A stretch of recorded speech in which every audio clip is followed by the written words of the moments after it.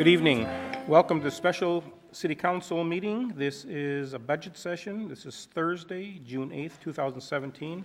It is 5:30 p.m. Please, if you haven't done so already, silence your cell phones. Madam Clerk, could we have roll call, please? Councilmember Vega? Here. Councilmember Starbuck? Present. Councilmember Osborne? Present. Mayor Pro Tem James Mosby? Present. Mayor Bob Lingle? Here. Please rise. Join me in the Pledge of Allegiance. I pledge allegiance to the flag of the United States of America and to the republic for which it stands, one nation, under God, indivisible, with liberty and justice for all. Thank you. Please have a seat.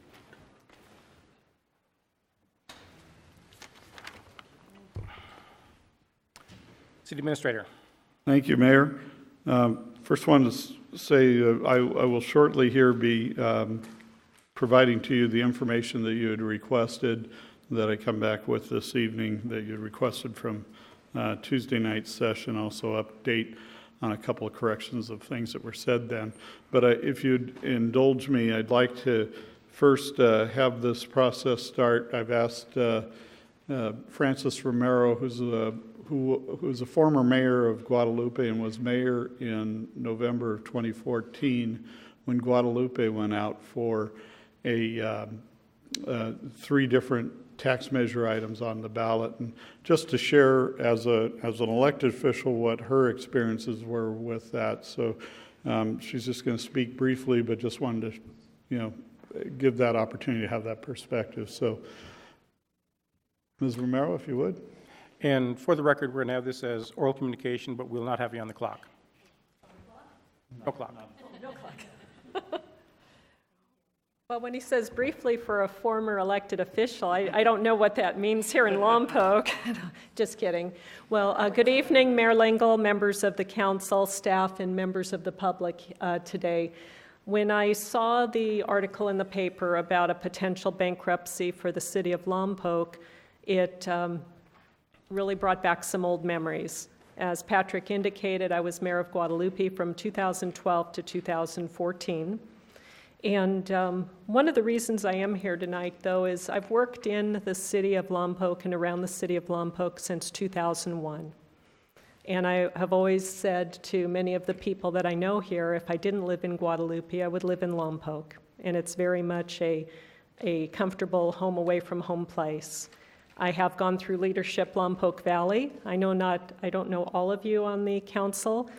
I do know Mayor Lingle, and I've crossed paths with Councilman Starbuck and Councilman Mosby, but I don't think that I know Janelle very well or Victor. So I just want to say that I do have a lot of affection for this community, and I also served on your first steering committee for America in Bloom to help get that project kicked off back in 2007. So I have had real hands-on involvement in your community. I also know that the decisions in front of you as elected officials are not easy ones. When I was mayor of Guadalupe, what we had was a little different situation. We had a structural budget deficit because of some decisions that were made on how finances would be handled in the past, and the city administrator and I determined that that was not a proper way to allocate resources. You really can't use special and restricted funds for general fund needs. So we decided to adopt a righteous budget, which meant that we had a structural deficit that had actually been kind of covered up for about 14 years. So unlike you, I believe most of your budget deficit issue is an issue with PERS and that benefit situation, and we all know that investments don't do as well as they once did. And I don't really know what your retirement program scenario is as far as your percentages or your ages that might be driving some of your other factors that perhaps you can control in the future going forward. But that said, Guadalupe is indeed the poorest community in the county of Santa Barbara and San Luis Obispo. And when you look at census demographic information, Lompoc usually comes in 2 spots behind us. Santa Maria is usually right behind us. So if Guadalupe is number 1, Lompoc is normally number 3, and I have the census information. We had actually ranked all of the communities, the cities in Santa Barbara and San Luis Obispo when Andrew Carter was our city administrator, because I think you kind of have to start there to know where you are, what's your baseline. So we already knew that we had a citizen, that we had the highest poverty rates, as well as some other things that aren't necessarily positives, but we also have the lowest crime rate in the county. And that was one of the driving factors for our community and wanting to preserve that when we went out in a ballot measure, but I'll talk briefly about that in just a moment. We also knew we had a citizen group that had the least ability to pay. And that's always a concern when you're looking at raising taxes. But we also knew that our options were either disincorporate or find more money. We didn't have a lot of the positives that the city of Lompoc has. I mean, we shared the negative that we're not on a freeway. We're on Highway 1 just like you guys. So that impacts what you have for development. But we don't have near the retail, the car dealerships. We have no hotels in Guadalupe. So Lompoc has a lot of really positive things going for it to generate general fund income. We also had a history of over 20 years or better that the citizens of Guadalupe had never passed a tax increase, ever. So that was kind of our backdrop.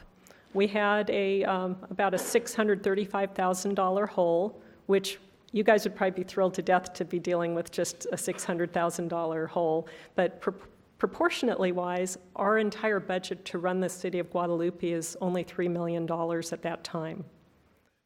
So you start looking at the percentage of the whole, and it's probably somewhat similar to what you're looking at. So we basically put together a suite of 3 ballot measures. One was to eliminate the utility user tax cap. One was to change the way the city did business licenses, and the other was to do a sales tax add-on of a ½ cent. And we decided to ask for everything that we needed because it was a combination of that along with concessions from all 3 unions at the city of Guadalupe. And I want to start by saying that our staff at that time had gone through multiple years, 5 years, where there were no raises. They had already given back, 5% of their salaries. They were on limited work schedules. And they agreed to continue to do that to help the city get through that time. So it wasn't the taxes alone that were going to fix our hole. It was an issue of dealing with all 3 unions and also being frugal, but not being, there's some things you just can't cut. So we went to the public and we were very honest about our circumstances. We let them know how much we were short, why we were short, how much each of the 3 ballot measures would generate. And of course, we had the discussions about, well, maybe we should only go for 2, maybe we should only go for 1. But the reality is the public is smarter and more sophisticated than sometimes they're given credit for. If you really are honest with them and you let them know what your options are and what will go away if the dollars aren't there. In our case, it was going to be police and fire. We had the meetings with the County of Santa Barbara about disincorporation, and our community wanted their own police and fire department.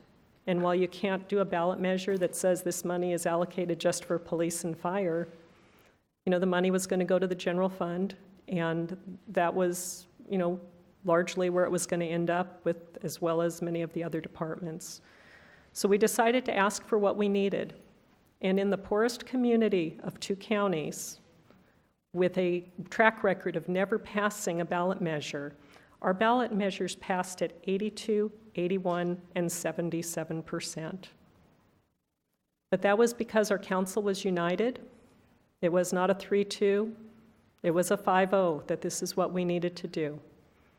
And whether or not you personally feel, and not to say that everybody was thrilled about it, there comes a point where giving your people the choice of how they want to be governed and what they want their community to look like in the future really is a decision that we wanted the 7,200 people that lived in our city to have. We didn't have a lot of options, and we did pass them all. And I'm not going to lie, I'm sure that the city continues to struggle. We still have buildings that aren't full. We don't have a lot of retail.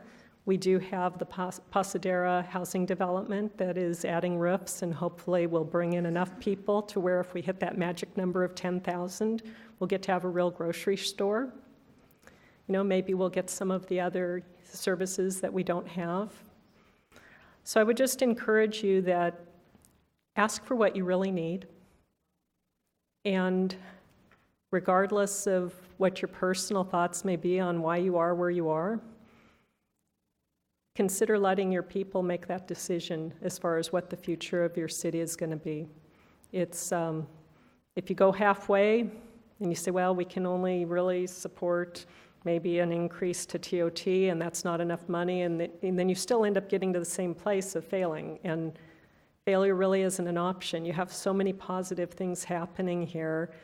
It would be great to just see this hump gotten over, and then you can make whatever budget adjustments you need to make going forward, but it'll probably be a combination of several things.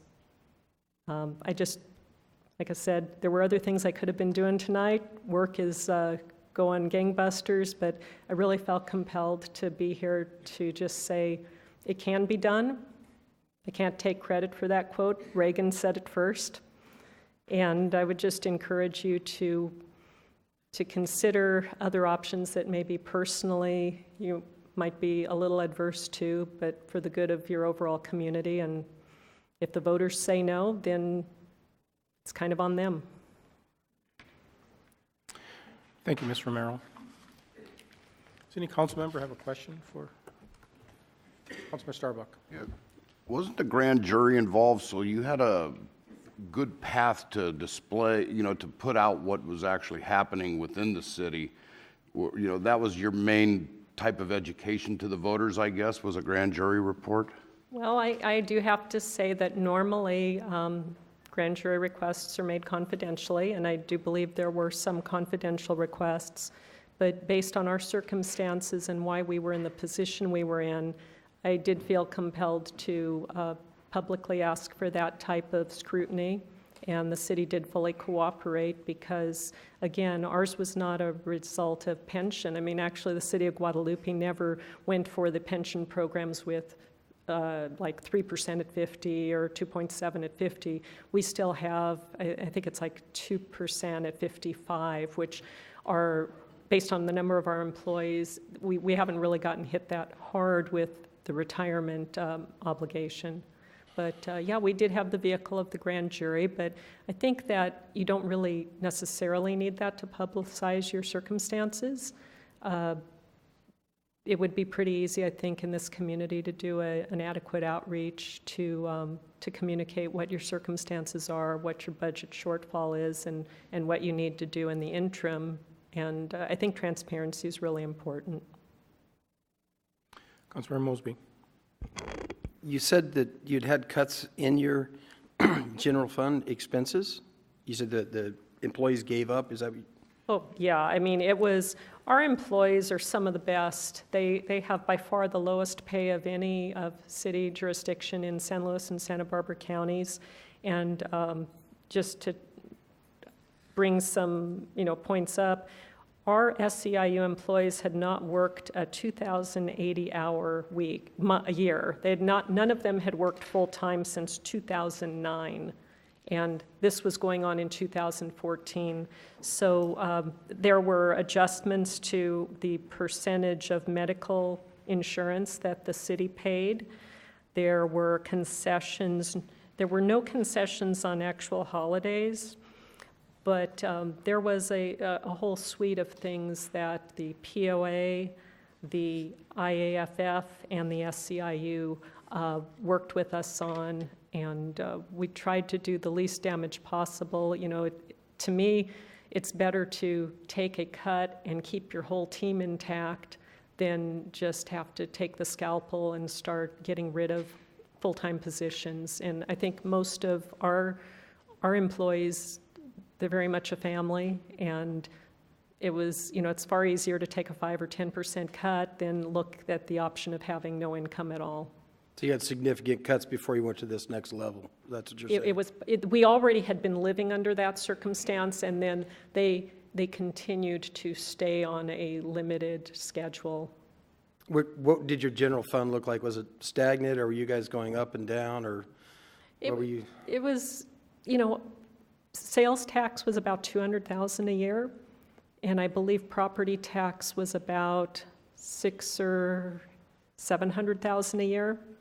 And then there were some fees. So, overall, like I said, our entire budget was like $3 million. So you're relatively stagnant, though? You Yeah. didn't really see Oh, any yeah. no healthy growth component in your... No. We were pretty subject to, property taxes being somewhat low. And, the good news is you can have a wonderful house in Guadalupe 4 miles from the beach, and we have the least expensive housing costs in the county. So just a plug for Pasadena Homes.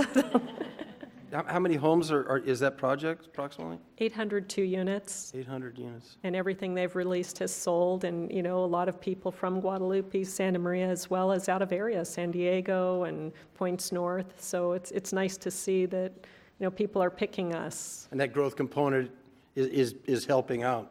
I It will assume. eventually. Yeah. You're not seeing property tax revenues from it yet, right? No. It should help your tax base a bit, right? A little bit, yeah. And the 18 acres of commercial that are located along the frontage of the project are really what's going to help in the long run, I think. Sales tax revenues Yeah. and such? You'll see it changing now. Exactly. So your general fund expense, was that relatively stagnant? Or you're telling me they were taking cuts? Were you going down in your general fund expense, or were you...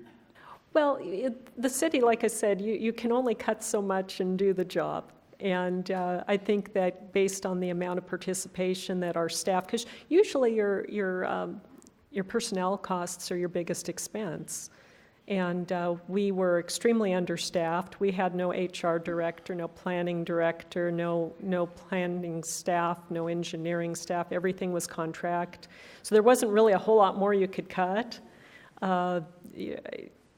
Our city administrator probably wears 7 department head hats, doesn't have any one administrative assistant, and Sometimes that's Mayor it. Lizaldi's out directing traffic in some events. Hey, it's like whatever it takes. No, I hear you.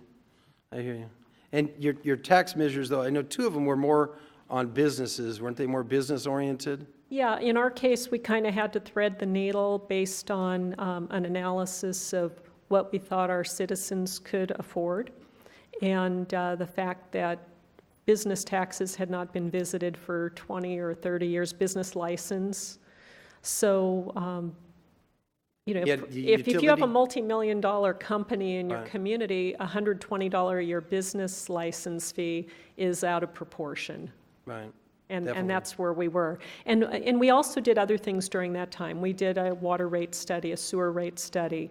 We did a full recovery cost on building permits, and we looked at all of that, because you can't just say, okay, well, we're going to raise taxes and it's all good. I mean, you have to look at doing your own house cleaning. And so we did those things. We did a pavement study, pavement index study. We knew where all of our infrastructure was. We projected what our rates needed to be to cover those things going forward, and making sure that all of your fees have been studied recently. And there was, of course, the concern that, well, if we raise the cost of building permits, then people aren't going to want to do projects. To which I could only say, well, nobody was doing projects anyway. So being the lowest cost leader in the county wasn't necessarily helping us. You had a utility tax too? How did that work? We did not do a utility user tax. That was where we really that would have made things a lot easier. But again, we were asking for sales tax, which is, everything that anybody buys in town. And that is certainly an area that should be considered. What was the third tax? You had the business tax, you had the sales tax. What was the third tax? we lifted the utility user cap because we had capped what the utility user tax was. Let's see, the cap only benefits entities which spend more than $45,000 annually on water, electricity, natural gas, and telephone service. So again, it was kind of an unusual advantage to give someone who is dealing with a multi-million-dollar business that if they're a high utility user, why would you just continue to give away? Right, so you captured that, but that was primarily business. I don't think too many residences Correct. were. So that was kind of a business utility user tax. Right. That you took the cap off, okay. All right, thank you. Thank you. Councilmember Osborne. That was going to be my question, is what was the utility user tax on those businesses, and what, when you eliminated that cap, was it a sliding scale? What did you end up with? Well, I didn't bring any of those notes, and 4 years ago is like a lifetime with everything that's gone on. But it ultimately, the goal was to put together about, I think it was 300,000 of our $600,000 deficit, which all three of those combined, that's what they generated. So you really have to kind of look at what do you need, what's reasonable. And be honest with, I really think that the honesty factor and people seeing what the real cuts were going to be. I mean, nobody wanted to have a contract with the sheriff and the fire department because the level of service would have been nearly non-existent. I mean, we were able to run a full-service police department and fire department on $1.5 million. And to contract the sheriff for a minimal level of service with county fire was going to be, probably $1.5 million. So you get to the point where it's like, well, what's the point? I mean, we were pretty efficient with what we had to work with. Mr. Romero, thank you very much for coming. Well, good luck. I know it's not an easy job. Thank you for your And service. feel free to stick around till 11 p.m.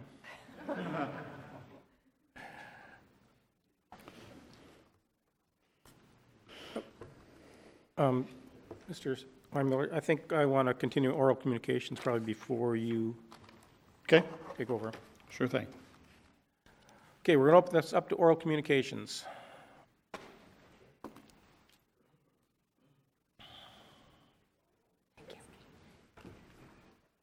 Mayor Lingle and council members, my name is Kay Casey, and I am a resident of Lompoc. I'm here to speak to two items. First, as a community member, I would like to commend council for revisiting the idea of an increase in sales tax. Granted, most of us would prefer not to have any tax increases. However, looking at the condition of the budget and how it may impact us in the future, it seems to me that we need to find a revenue stream that will help in closing this gap. This sales tax could be just that. To put this in perspective, if it is to be an increase of 0.5%, that would mean an increase of 50 cents for a $100 purchase.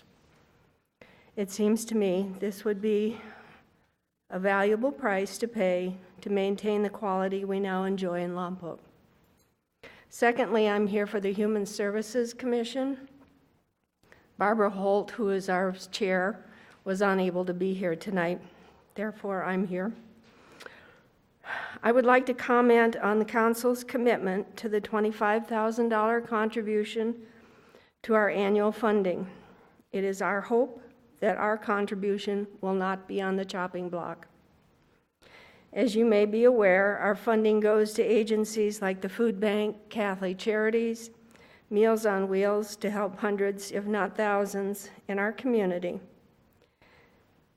In addition to many other agencies, the funding goes to the YMCA, Boys and Girls Club, FSA's Big Brother and Big Sister, for their after-school programs and one-on-one interactions, which keeps hundreds of kids off the street and out of trouble.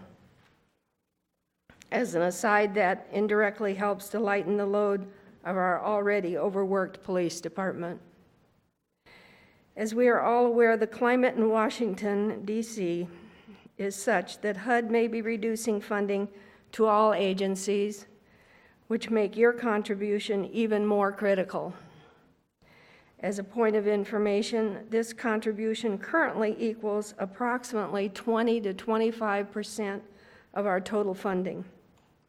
We appreciate your support in the past and hope that we can count on you in the future. Thank you. Thank you.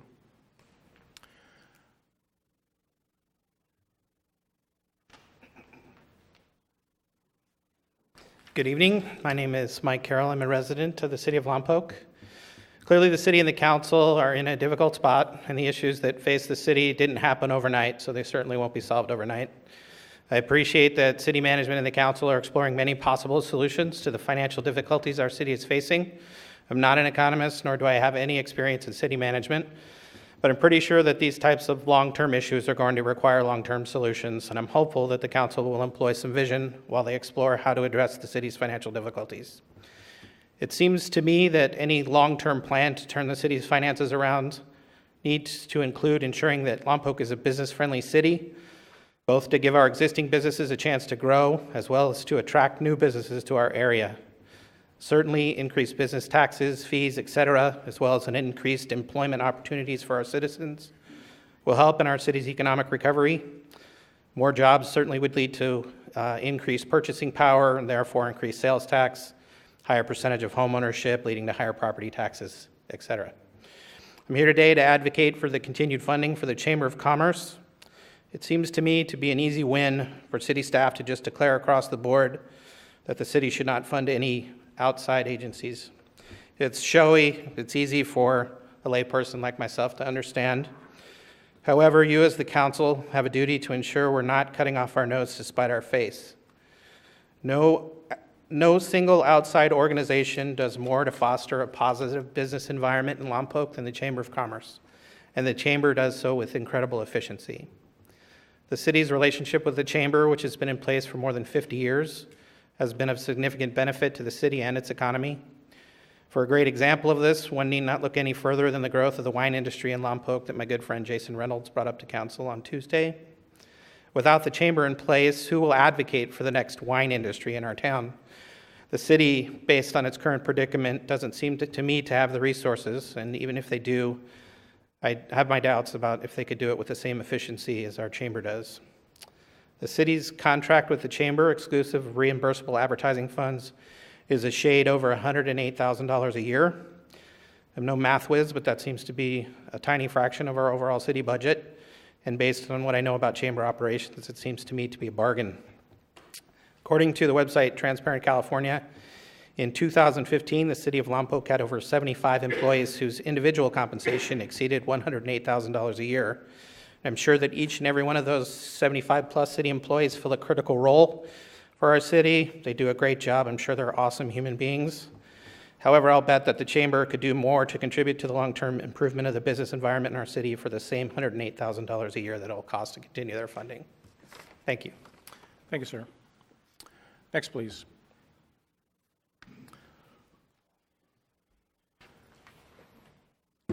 Joe Garcia, resident. Good evening, Mayor, council members, and citizens of Lompoc.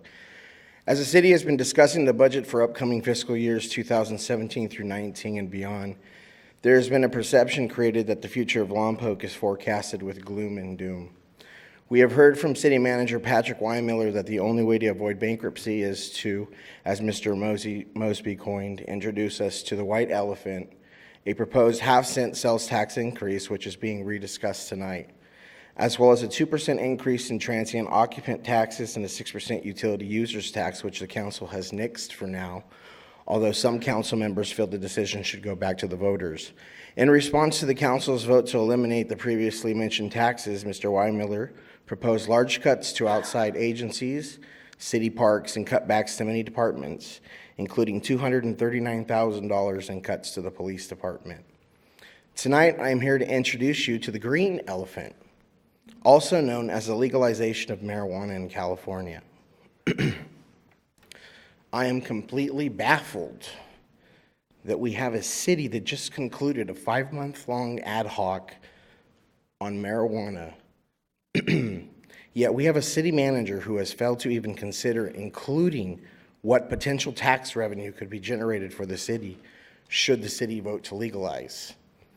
What I see is either complicit ignorance to the will of the people or incompetency to include data that includes into account likely future action by the council that has the potential to change the financial outlook that has been projected. I am further baffled that we have two council members that have chaired that ad hoc, and yet neither one has asked the city manager to consider the potential of what marijuana tax revenue could do to aid the city's financial crisis. I believe that all of this accounts to irresponsibility fueled by bad advice and ill-advised action on behalf of the council over the past 2 years when it comes to marijuana. The chief presented a pretty grim outlook when he spoke on Tuesday, and I'm a little baffled that he continues to be against marijuana when he issued a letter to the ad hoc. Proposition 64 would fund many things if the city would consider it. I know that the ad hoc hasn't completed its duties to present, but I know that it will come to you. I think that the city needs to consider at least looking into the potential of what the tax revenue can do for the city. I think it's your responsibility, the will of the voters. 57.6% voted it in. It's already been voted on. They have authorized taxes through Proposition 64. Okay, thank you. Joe, thank you for your comments. For everyone else, no, that's okay. For everyone else that's going to speak, I want to make sure that the comments are constructive and not on a negative basis. So just very constructive comments is what we're looking for. Mayor and council members, my name is Wynn Clevenger. I'm a citizen I live in Lompoc, and I'm a member of the Lompoc Museum Board of Trustees. I understand that you have a difficult decision to make in regards to the city budget, yet I want to encourage you to maintain the museum funding for the 2017-19 budget cycle. The museum cannot take a hiatus for 1 to 2 years. We will be out of business, and the city of Lompoc will not have a public showcase of its history. The fact that you made the library part of the city shows me that you value the library's mission to engage, empower, and enrich our community. I feel that the museum's mission to preserve, display, and interpret the cultural history of the Lompoc Valley through unique educational experiences goes hand in hand with the library. Robert Stein wrote, "Museums and libraries are home to the best stories the world has to offer." My hope is that you won't devalue our community by allowing the demise of our museum and the stories it has to tell. As you consider your budget decisions, think about our museum's vision statement. The Lompoc Museum is the keeper of our local treasures. We seek new opportunities to honor our diverse culture, celebrate our history, and strengthen our community. Our goal is to entice young and old, residents and tourists, students and scholars to visit often. Our 27 volunteer docents, 11 volunteer board members, and 1 paid director keep the museum doors open 6 days a week. Last year, we recorded more than 2,200 volunteer hours. We would like to invite all of you to visit the museum. I know that Councilman Mosby was recently there, and we want you to experience why the museum is considered a cornerstone of the Lompoc community. And I would like those in the audience who are here to support the museum to just stand up. Thank you. Okay, thank you, ma'am. Next, please. Good evening, Mayor and council members and citizens of Lompoc. I'm here tonight as a citizen and a business owner because recent news around the city budget has me very concerned.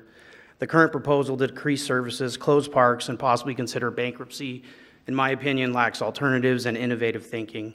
As a citizen, I stand firmly against any budget proposal that takes away from our community. We want our town to be a destination for tourism, as well as a community for us to enjoy and raise our children in. I was born and raised here and want nothing but the best for this town. In 2016, Lompoc residents passed Prop 64 with 58% in favor of legalization and regulation of recreational cannabis, with medical cannabis already legal since 1996. SB County as a whole passed Prop 64 with 61%. The voters of this town and the county have made it very clear that cannabis is wanted in this area. I'm bringing this up specifically tonight because there is resounding evidence with legalization and regulation, cities can license and tax cannabis to help shore up their sagging revenues and balance their budgets without cuts. In many cases, cities and states that have legalized are actually adding services. Take Aurora, Colorado, for example. Since they allowed medical and recreational cannabis operations to open, revenue from licensing and sales tax use has grown from $2.86 million in 2015 to an estimate of $5.6 million this year. With these additional funds, they've been able to fund outreach programs, homeless shelters, and infrastructure improvements. Other cities and counties in Colorado are utilizing their increased revenues to offer scholarships, shore up general funds, ramp up enforcement, and make enhancements to public health and education services. Although Lompoc is only 14% of the size of Aurora, Colorado, you can make a safe assumption that Lompoc would have the potential to generate upwards of $750K annually. I base this figure on the dollar per citizen generated from the cannabis industry in my Aurora, Colorado example. Keep in mind this is a conservative estimate since Lompoc has great potential for larger cultivation options compared to non-ag oriented cities. These are just a few examples of the benefits of legalizing and regulating the cannabis industry. Now I ask our city manager tonight to go back to his staff and work up revenue alternatives that take into consideration how cannabis regulation can fill the revenue gap in our budget. It is the city manager's job to think outside the box and propose multiple options for the city council to consider. Excuse me. By not offering cannabis regulation as one option to shore up our city's budget and put Lompoc in a position to receive grants for enforcement activities, our council members do not have the chance to consider the pros and cons from a budgetary standpoint. Regardless of our city manager, council members, and police chiefs' personal beliefs on cannabis, it is the will of the people that cannabis should be regulated in our city and our county. Lompoc has the opportunity to reap the benefits of legalization and regulation. It is time to put away our fears generated by reefer madness propaganda and failed drug war policies and embrace a more progressive future for our city. Thank you for your time. Okay, thank you. Next, please. Good evening. My name is Anne Rouget, a Lompoc citizen, also a past member of the City Council. In 2008, I was on council with Mayor Lingle. We had a very, very hard decision to make at that time. I wanted to thank Ms. Romero, oh, she left already, for sharing with you and us about Guadalupe. Three things that Francis said rang a bell with me, and which I think we need to be aware of. The citizens had a right to vote on tax increases, and I really feel strongly. I also talk to a lot of people in town, and they want to have a right to say what happens if you have to come down to that decision on a tax increases. I think we need to let the citizens decide on how we're going to, help this effort. Another thing she said was it was teamwork, and it's time you all started working together. And the vote for the tax increase in Guadalupe was 5-0. There wasn't a 3-2 vote. You have to all come together and work together, and that's how we did it with my friend Dwayne Holmdahl and other members of the council during that difficult decision. We all had the same decision. We all were trying to do the best for the city, and that's your fiduciary responsibility. You have to work together. And this 3-2 vote, you really have to come together on this. That's the only way it's going to make it happen. We need the right to choose the vote. I know it's a hard decision. You're going to make a lot of people upset. Half the citizens, say 20% or 50% of the people will not be happy with whatever you do. So don't be afraid. Have some courage. And I know you all have it because you ran for office, and that takes a heck of a lot of courage. But you need to work together on this decision and come to a 5-0 decision on how we're going to handle the problems that we have right now.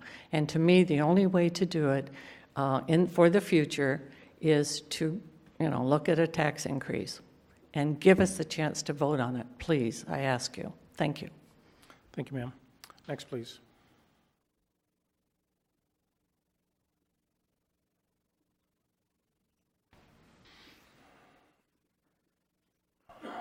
Mayor, council folk, Philip Gallander's residence. And from what I can gather, the large part of the deficit is deriving from pensions and the need to fund them over the next decade. And that is really the elephant in the room, isn't it? Unless that is changed somehow, the problem will just continue. Yes, you could add taxes, and that will put a Band-Aid over it for the moment.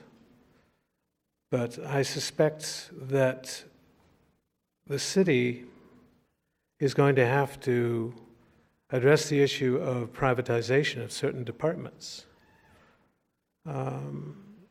to take those employees away from CalPERS, and I think, was it 3% at 20 here in the city?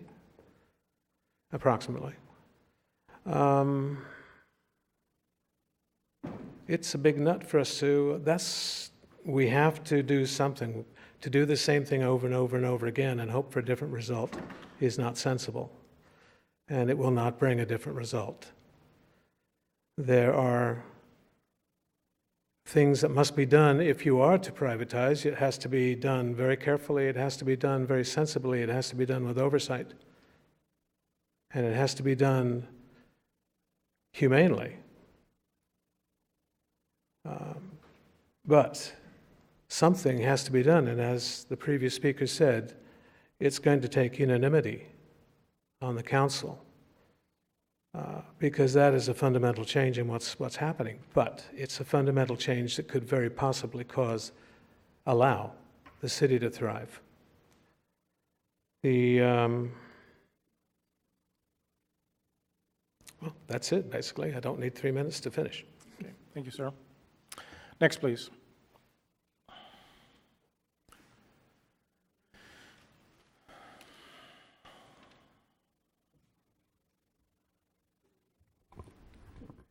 Good evening, council members. John Lynn, Lompoc resident. I want to ask you to do one thing this evening. I don't think you're going to get the budget finished, although I know you're going to work very hard on it. I need you to pass a motion. And I need you to pass a motion that says we are not going to declare bankruptcy, that it was a term of discussion, and that I don't think anyone who uttered the word had any idea the impact that was going to have. I was out of town when you guys had that meeting and wasn't aware of it till I got back. And I can't even imagine how many people have called me, cornered me at the store, and said, "Is our city going broke?" And I've said, no, that was a discussion about what could happen if our council doesn't act, but I know they will act. We'll have reductions, or we'll increase taxes, or we'll change services. They will be responsible and do those things. It was kind of just an offhand comment that took off like wildfire, okay? I've had discussions with some companies that I worked with as mayor that had been thinking about coming to Lompoc and are very concerned. I've had discussions with business owners who are very concerned about the impact on some financial decisions that they're going to have to make. And it would be a very easy step this evening for 5 of you, as Ann said, to be unanimous and simply say bankruptcy is not an option, and we're going to find a solution because that's what we're here to do.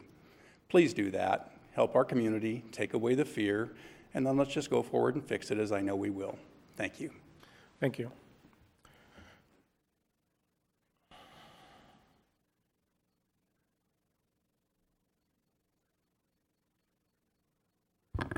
Yes, Council Dwayne Holmdahl, citizen of Lompoc, been here a few years. And very interesting comments we've had tonight. And I think the one thing that we heard from Guadalupe was the idea they're all on the same side. They went out and figured out what they're going to do and do it right. And I think that's what you got to do. However you get it set up, you can't be three. You got to have the community. The community is not going to say 3 people have it and 2 people don't. You're either going to vote for it or against it, but if you have 3 and 2, it's not going to be the best way of doing it. There's all kinds of things. You've heard it tonight. Francis did an excellent job laying out what they did in Guadalupe and how they did it, and it worked. And I think that's got to be very. The one thing I do have a concern is what I've just heard here recently. I hate to see Lompoc buying itself off of by cannabis. I think selling that drug in town is not the best thing. If we're going to go in there and do that and have cannabis inside the city to be used and use that to bail us out, I think that's pretty sick. Thank you. Okay. Next, please.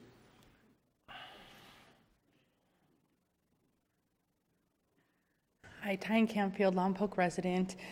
First, I want to say thank you guys for taking us on. I know this is a problem that's been here for a long time, well before a lot of you have been sitting in that seat. It's progressively gotten worse for a long time. I just wanted to kind of piggyback on the last comment.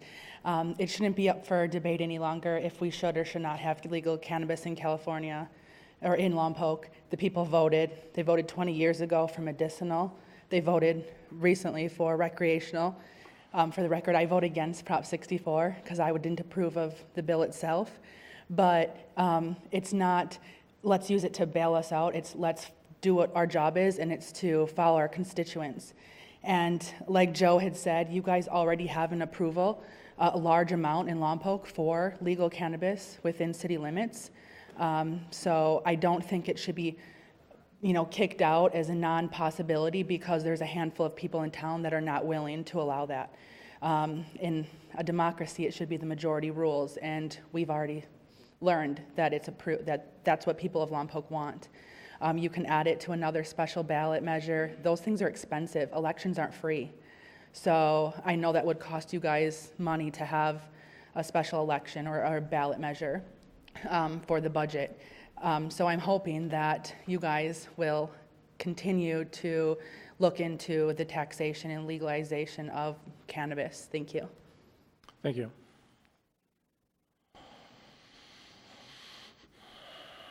Hi, my name is Gwen Garcia, and I'm here as a resident to state my support for the legalization of cannabis in Lompoc. I am interested in the medical aspects of it. Myself personally, I don't partake, but I know many people who do. I know that cannabis culture is something that's not maybe widely known about because law enforcement is only going to have experience with the most criminal aspects of cannabis culture, but there are many productive and contributing members of society who enjoy cannabis, and no one would know them any different from anyone else. I think it's something that needs to be explored. The will of the people has been expressed, and I just don't think that it should be ruled out. I think that there's a lot of positive aspects to cannabis culture. I think that Lompoc could really benefit by decriminalizing it and reaping the benefits of the finances, but also taking the income away from drug dealers, taking it off the black market, making it so that it doesn't need to come here illegally from other countries or other places, and letting local residents reap the benefits of that, raising people up instead of making them criminals. So that's my opinion. Thank you. Thank you, ma'am. Next, please. Mr. Bedford, you were walking up a little while ago.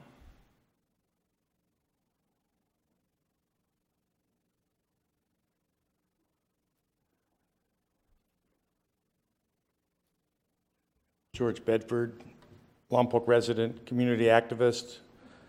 You guys got a tough decision to make. I don't agree that it has to be 5-0.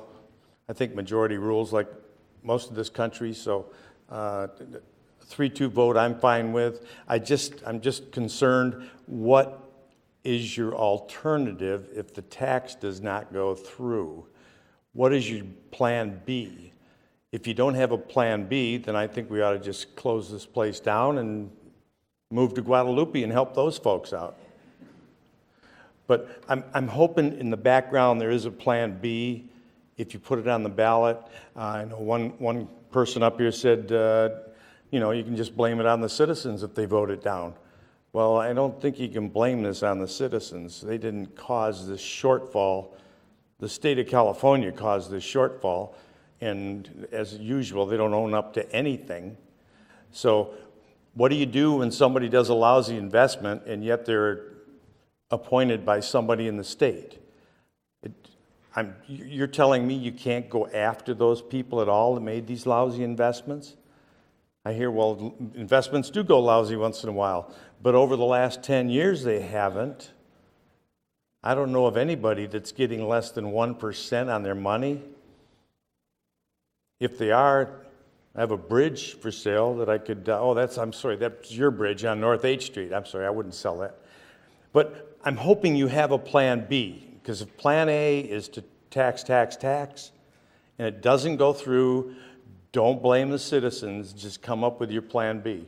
If you don't have a plan B, then I guess we're really in trouble. Thank you. Thank you, sir. Anyone else?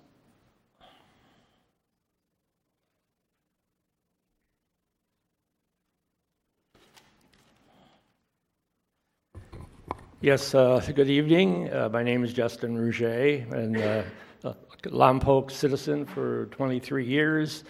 I think you have the conundrum before you of paying for this shortfall, and you have not come up with a way of doing it.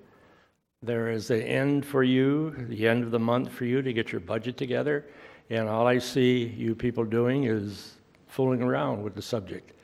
Just talking about a 1% sales tax is not going to solve the problem. Your city manager, who is the expert on this subject of how to pay for things like this, should be listened to. The three proposals of tax increase will cover your costs for this new bill that we're getting from the state. Not paying attention to that is plain silly. Without doing that, your only alternative is to go to cutting services in Lompoc and cutting out everything. And you need to tell the people, if you don't agree to the 3 new taxes, then you are going to face up to the fact that all of our services here have to be cut to cover the costs. And kicking it down the road or trying to make a political issue of this to get yourselves reelected is going to hurt the city of Lompoc. You need to stand up and have the backbone to support what the city manager has proposed, and that's the 3 taxes, and give the people the chance to vote on that. And tell the people, if this doesn't go through, then here is what's going to happen. Here is the option. And you can sit there and laugh and make fun and think about what other ideas you may have, but this is the fact. There isn't any other option. Either cover the money with the new taxes or cut the services. That's it. And it has to be done. Something has to be done by the end of this month. That's your option. Thank you. Thank you, sir. Anyone else? Okay. Seeing no one rise, we're going to close oral communication. Realize that as we get further on, you will have another opportunity to speak to us on this issue. So, City Manager. Thank you, Mayor. I want to start by just briefly correcting a couple of concepts that got thrown out 2 nights ago. There was a couple of comments. I know one from the member of the public. I'm not sure if one similar comment came from the dais or not, but I definitely heard from the public. Misunderstanding and mischaracterization of what our plans were as we went into bringing the library in as a department. And I heard it said, I think a couple times, that, we were led to believe that it wouldn't cost any more, and in fact, it was even thought that we might see some savings. Absolutely untrue. I don't know if it's just short memory on this or not. The library became a department just about 2 years ago. It was effective with July 1st of 2015 at the adoption in part and parcel in accordance with the adoption of the budget, the current budget we're under right now, not the budget we're considering, but the budget we're under right now. And when we were preliminarily discussing this, my statements publicly were that it would end up costing us more.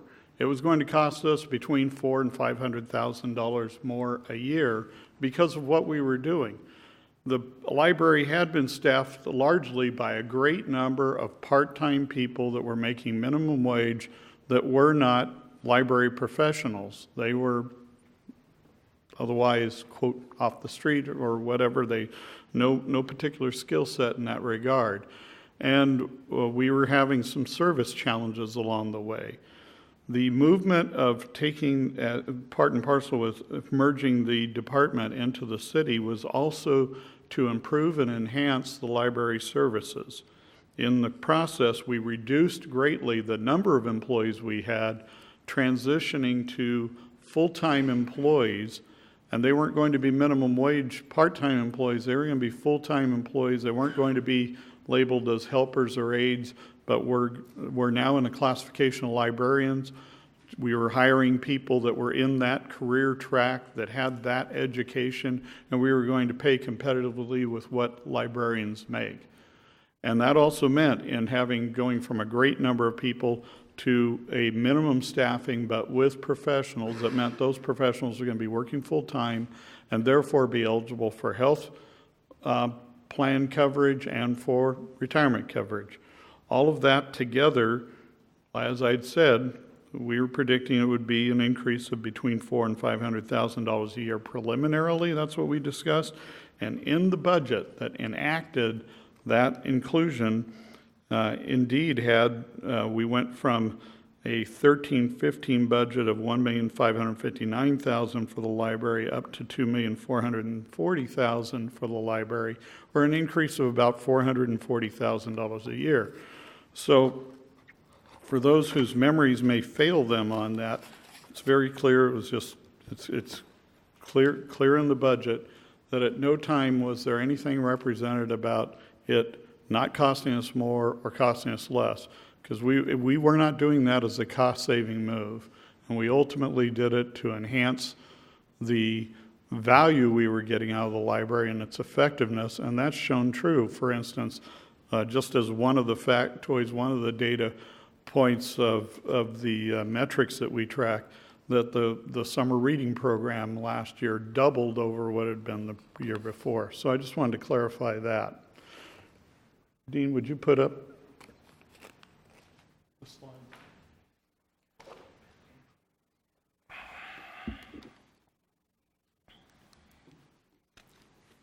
Maybe. Thanks. All right. I want to give you a little background. This is going to bring us up to date and reflect also what you had asked for me to show in the from Tuesday night and the additional considerations. But I thought it might be helpful just to give a recap of everything that's gone on so far, just in very summary form.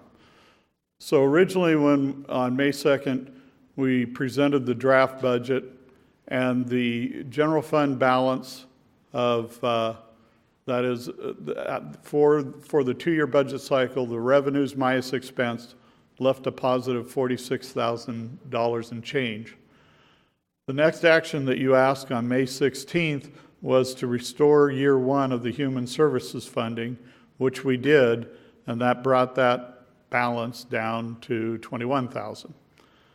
Next action was on the 30th, the instruction to remove the 3 recommended tax measures in their various amounts, the half-cent sales tax, the hotel room tax, and the utility users fee, and was also directed at the same time to do additional cuts, which were then brought forward and presented to you on June 6th. That was done on May 30th, and once that's done, we ended up again at plus $29,245. So that brings us to what you asked for Tuesday night. You asked that we consider restoring the half-cent sales tax, so that money's back in, and also asked to show what it would look like if we restored domestic violence counseling, the museum grant, and the chamber funding, and it was unclear about the chamber advertising. I believe Member Osborne asked for clarification on that, and Member Starbucks said we'd be discussing it tonight. I wasn't sure whether to show it or not, so I did. I showed it, as though that's being restored as well. And that leaves us right now, general fund revenues minus expenses for this 2-year cycle at a positive $126,000. So that brings us up to current. The other thing you had asked for was a detail of job descriptions that were listed on within the budget book. I didn't know if you wanted to handle that now. We're prepared to present that as well, or whether you wanted to tackle other line item issues first. Why don't we go with the next slide then? We can come back to this. Okay. The next is on the slide. If we were talking about the positions, the job descriptions, right, yeah. Those are handouts that we have for you. We can. And we'll give you a verbal summary on what we're looking at there.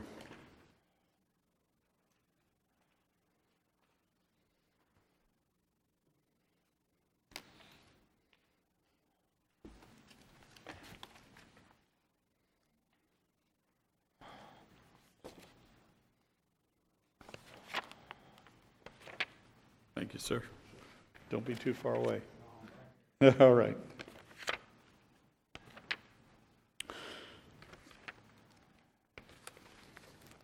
In short, and sometimes we've plagiarized because we don't yet, we are proposing positions. We had not written up our own thorough job descriptions at times, so we plagiarized from other folks that have similar positions because they did seem to accurately describe exactly what we have anticipated for the positions we proposed. We talked about a position of a deputy city manager that's replacing an administrative analyst that we have. There was going to be no change. We proposed no change in the pay range at all. It was a title change to reflect a reclassification that better matched up to the job duties being performed. I'm not going to read the whole multi-4-page description to you, but just in short, that this is a position that assists us in doing citywide programs, special projects and the like. For instance, in our case, overseeing the budget work with finance and in the development of the budget, but also goes around, does particular study programs. We've after we get past the budget season, we've got 3 or 4 special projects going on to try to bring about improved customer service and efficiencies in a few different areas we have. And to do that, we kind of need to have our, in this case, deputy city manager immerse herself in those work areas and be able to bring forth, do the studies and bring forth recommendations. One example just has to do with, for instance, how we go about in our utilities, doing meter reading and understanding that whole process and finding where we can have efficiencies with that. Mr. Weinmiller, I believe Councilman Starbuck has just a question. Quick question, Mr. Weinmiller. Sure. On the elimination that we'd asked for last time, we're eliminating a development data analysis position here for $40,000. That money separate. You just said that it was. You were going to, the funding was going to come from, that 40,000 is going to be, yeah, absolutely, yeah.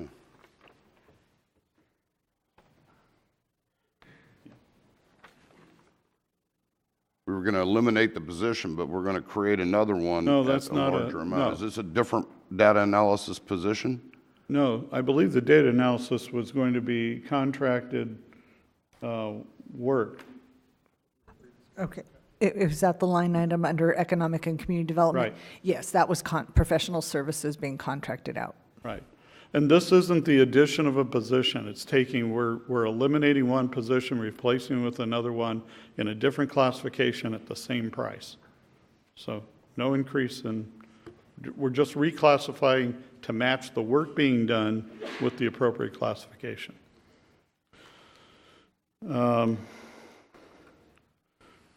The fire administration aid, can I help with that? Good evening, Mayor, members of the council. Gabriel Garcia, Human Resources Manager. So what we're doing is removing an office staff assistant from the police department and reclassifying that into a public safety administrative aide. So what we did is I showed you the fire administrative aide job description, because what we'll do is we'll create the job description as a public safety administrative aide, and it'll be very similar to the fire department administrative aide, but we'll take out the department specific items like fire and then replace that with public safety. Thank you. Thank you. So once again, this is not the addition of a position. This is taking one position out and reclassifying it to accurately depict what's being done. It also brings about equity between what we've already done with the fire department and what we would be doing with the administrative aide in police department. Mr. Weimiller? Yes. Just for quick clarification, I think for both the public and any of us sitting here on the dais who may not have understood what clarifying the personnel positions is regarded to, I believe it's the page 25 through 27 of the Roman numerals of the budget. That's what you're addressing, correct? Thanks, yes, Okay. and what's Okay. shown up there, yes. Thank you. The fleet and equipment technician. Could I ask a question with the salary range in that? Is that the same salary range, or is there a start over to the? It's the same salary range that'll be in fire, and I believe it's different from the existing range. Correct. Do you know how much different that is? It's approximately 10% higher. I'm sorry. It's approximately 10% higher than what the So it's a new office assistant. ADE step? Yes, it will be. Okay, likewise on the previous one, is that a new ADE step? The previous one is not going to have a salary change in it. That one's already established it's just a change? It's a title change only. I guess I should have asked for that so we could have side-by-side comparison. That way we wouldn't have to ask these questions. So this one does have a salary change then, technically? That is correct, it will. Okay, so.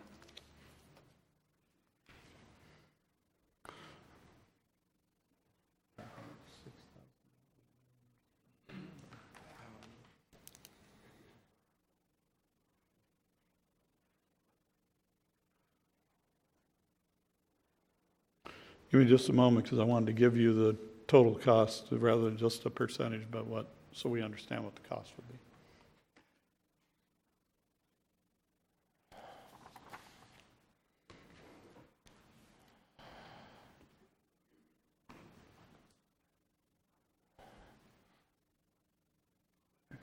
Okay.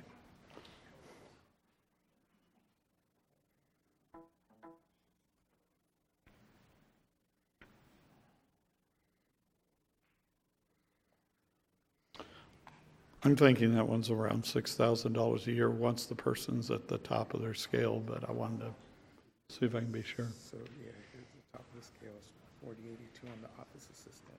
And then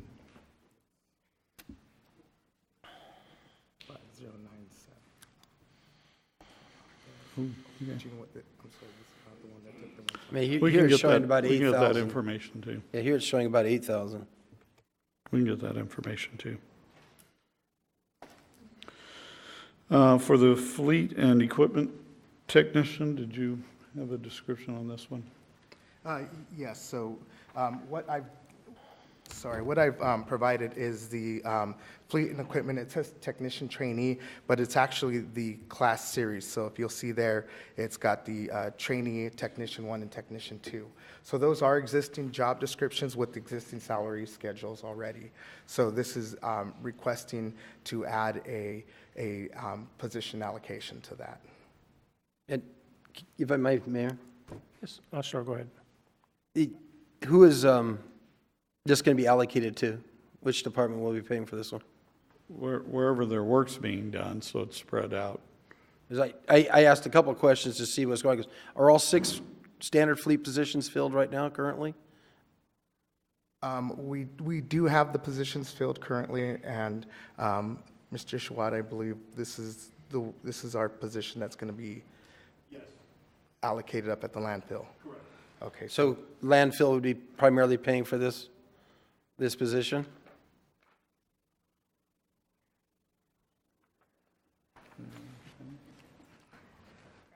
It's getting crowded. Yeah, sorry. Kevin McCune, Public Works Director. Good evening. So this position meets a need, an existing need that we've been filling by contract basis. Right now, the need is we have large pieces of equipment that are off-site, not at the corporate yard where we do all our maintenance. Landfill has large dozers and those type of equipment that need the routine maintenance, hoses, belts, filters replaced. Right now, we contract with Quinn Rentals to go on-site and do that maintenance. And we also do on-site maintenance at the solid waste yard for the trash trucks. As we looked at the amount of money we're spending to do that maintenance, 2014, it was $133,000. 2016, it was about $105,000. Well, that's a lot of money, and we thought, well, how could we better use that funds? And we looked at the cost of a mechanic, an on-site mechanic, that would rotate between the solid or the landfill and the solid waste yard, and those fully allocated costs are only $84,000. So we feel like this would be a better use of city resources to have an internal mechanic go and do those tasks that have been contracted out to Quinn.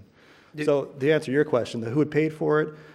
They would be a percentage of, when they're at the landfill will be funding that. When they're at the solid waste yard, solid waste will be funding that.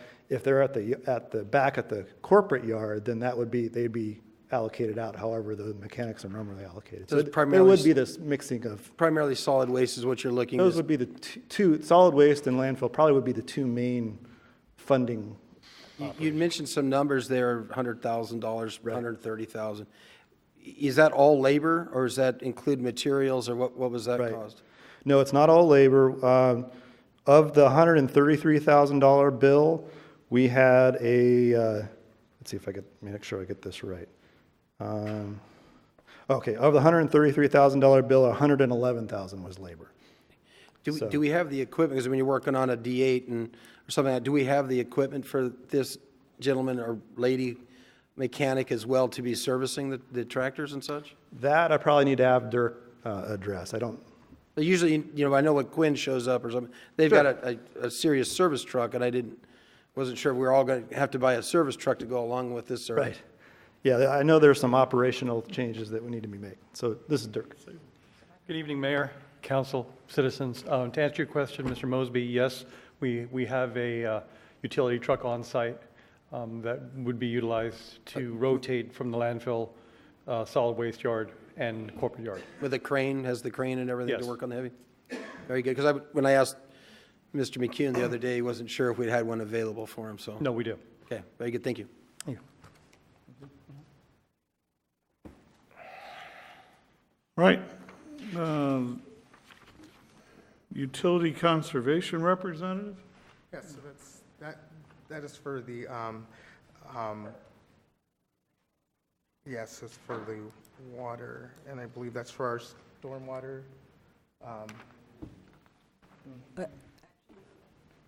I'm sorry, the utility conservation representative do we have a utilities person here? The one below it, the development program specialist, is the stormwater.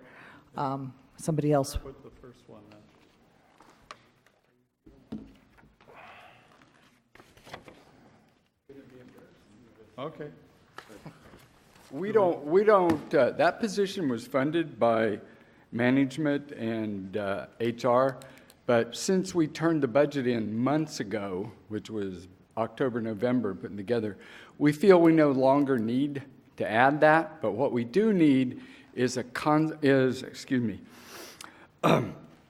compliance manager for electric. And so half of the funding for this position came from electric. So we're going to save the funding from that position that would be paid for by water and fund it fully by electric. It'll be a compliance manager.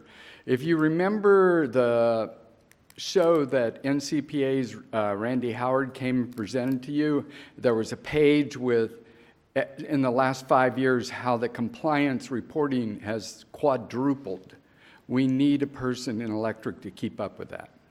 And so we're proposing, instead of utility conservation representative, we'll want a compliance manager for electric. Oh, excuse me. Mm-hmm. So we'll follow up with a job description for you on that. The development program specialist, that's the wastewater position. You can do it there. Yeah, that is the stormwater position. So right now, we have a part 50% stormwater inspection person under this title, and this would be creating a full-time position for inspections, education, reporting, sampling, stormwater code enforcement, just the increased workload. Thank you. The solid waste program analyst. So yes, sorry, I'm getting to the mic. So that is to coordinate the compliance of our commercial.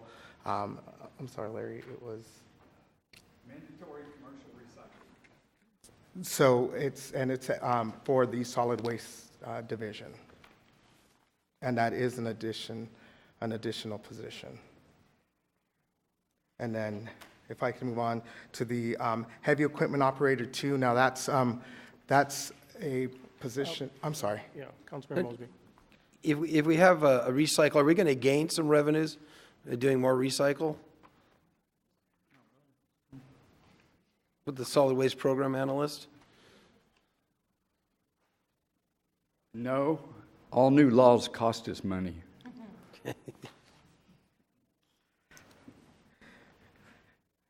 And on that, we'll move to the heavy equipment operator because that is a position that's going to be up in solid waste also, and it has to do with the gas collection system. So this position, you have the job description from the city of Santa Maria because they actually have this position in Santa Maria. So what we're going to do is we're going to pretty much mirror what they're doing, and in fact, our landfill management supervision, they're going to go up to Santa Maria to see how they're doing their program up there. But this is in anticipation for the gas collection system that we're installing. Thank you. Councilmember Mosby. Now, this position will be doing 2 jobs, correct? Correct. So it'll be a hybrid. So when they're not performing the gas collection system work, they will be doing heavy equipment operating. So yes, they will be. And then finally, the Deputy Director for Economic and Community Development Department. Gallivan. So that is actually removing a position in the department and creating the deputy director position. And that is 95% funded through non-general fund funding. So there is 5% proposed from the general fund in there, which amounts to about $4,000 a year. And with that, strategically, this position and with that funding source, this position can then work strategically within our department amongst all the divisions in order to help respond to and implement programs responding to council priorities. Councilmember Mosby. And is there a pay increase with that? Is this a new A step as well? Yes, there is. It's a So 5% from the current E to the proposed A. Okay, so they're not, number of these, that it seem like just simple changes in the book actually have a dollar sign with the change as well, is what we're getting at. Like the first one and the second one, right? The second one under community development, is that your question? No, the deputy city manager? There's no financial change on that There's one. none in It's that just one. a title change, correct? Correct. There's one in the, okay, thank you. By the way, it's just standard. We do a position count adjustment deletion, so it wasn't meant to avoid the discussion or anything. Councilmember Osborne. Is the planning code enforcement something different because it's not in the, or did I miss it when we were discussing it, the last position on the page? The code enforcement is actually a reclassification from the senior code enforcement to lead with increased supervision responsibility and some restructuring in our department. Okay. Okay. Any other questions on positions? Is there a change in money on that as well? Yes, there is. 5%. So returning back to the page that I was showing you with the costs, just wanted to bring you back to this point. So this is having done the latest assignment that you asked and showing where we are. While it does balance all of these, what was presented and then with all these adjustments, does cause us to retain a balanced budget and balanced to the tune of a positive $126,689 in the general fund. Just the reminder that it also, with only the one tax measure currently in play and the other two not, then our anticipation as we stand right now looking to the next budget cycle, we're about $5 million short or upside down, and we'd have to do $5 million more of adjustments once we got to that budget cycle. But for this budget cycle, it's showing it balanced. City Manager, on May 30th, the directed additional cuts, it was 1.4 million right there. Do you have a list of those positions? I do. Is there a particular, they were on multiple pages. Is there? I'm particularly concerned about I think there was about $600,000 in public safety in the area in there. I want to take a look at that. Okay. In the same file, the previous page, so if you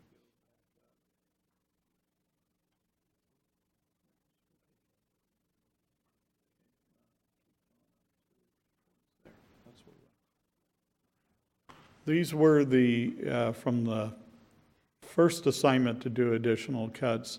These were the cuts that were proposed in the police department. Okay. Myself personally, I'm concerned about the $42,000 reduction on the SWAT training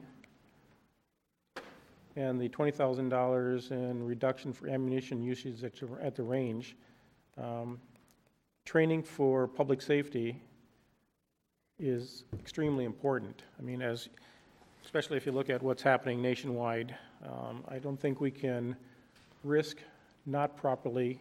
I know our officers are properly trained. I'm not saying they're not properly trained, but have continuous training. So I'm very concerned about those two reductions. The crossing guard, that's a lot of money, almost $100,000 for crossing guards, that it's really the school districts, I believe, their responsibility for that.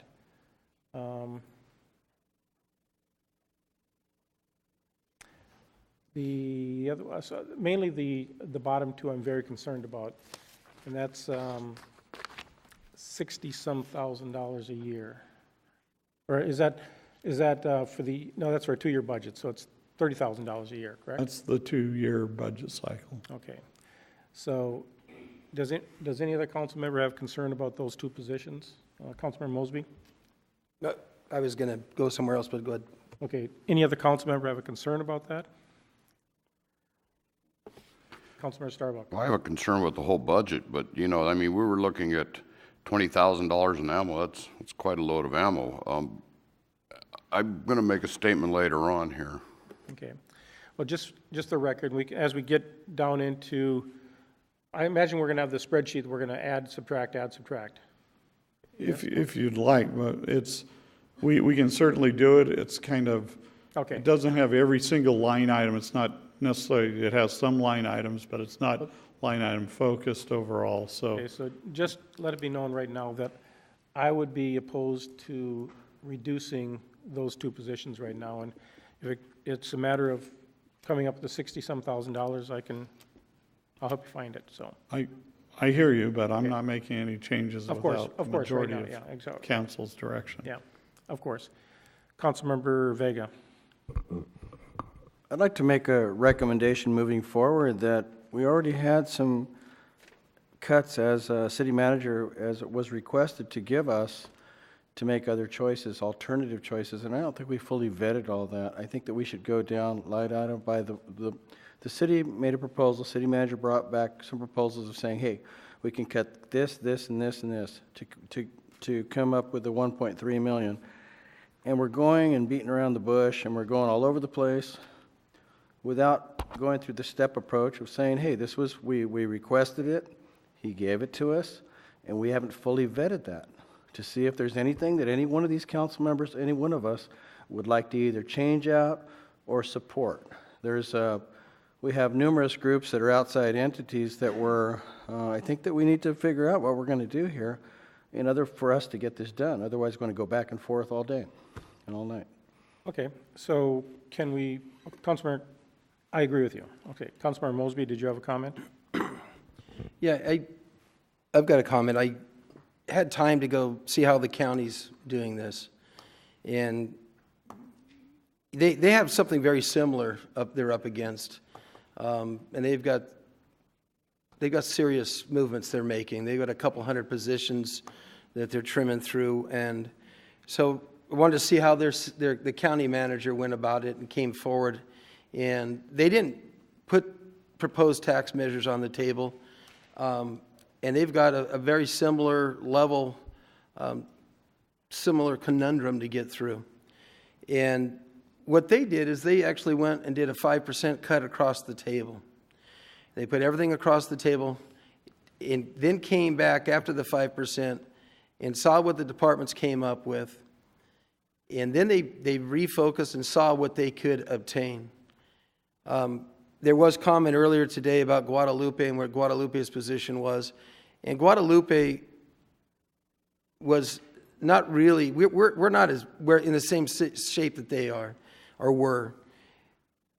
They had been cutting, and you heard the former mayor say that they had some significant cuts with their people. The people had furloughed. Their general fund had stagnated. In our case, our general fund, in a little over 4 years ago, our general fund has increased almost 40% if we prove what's on the table here. 40% in a little more than 4 years. It's not quite the same as where their situation was.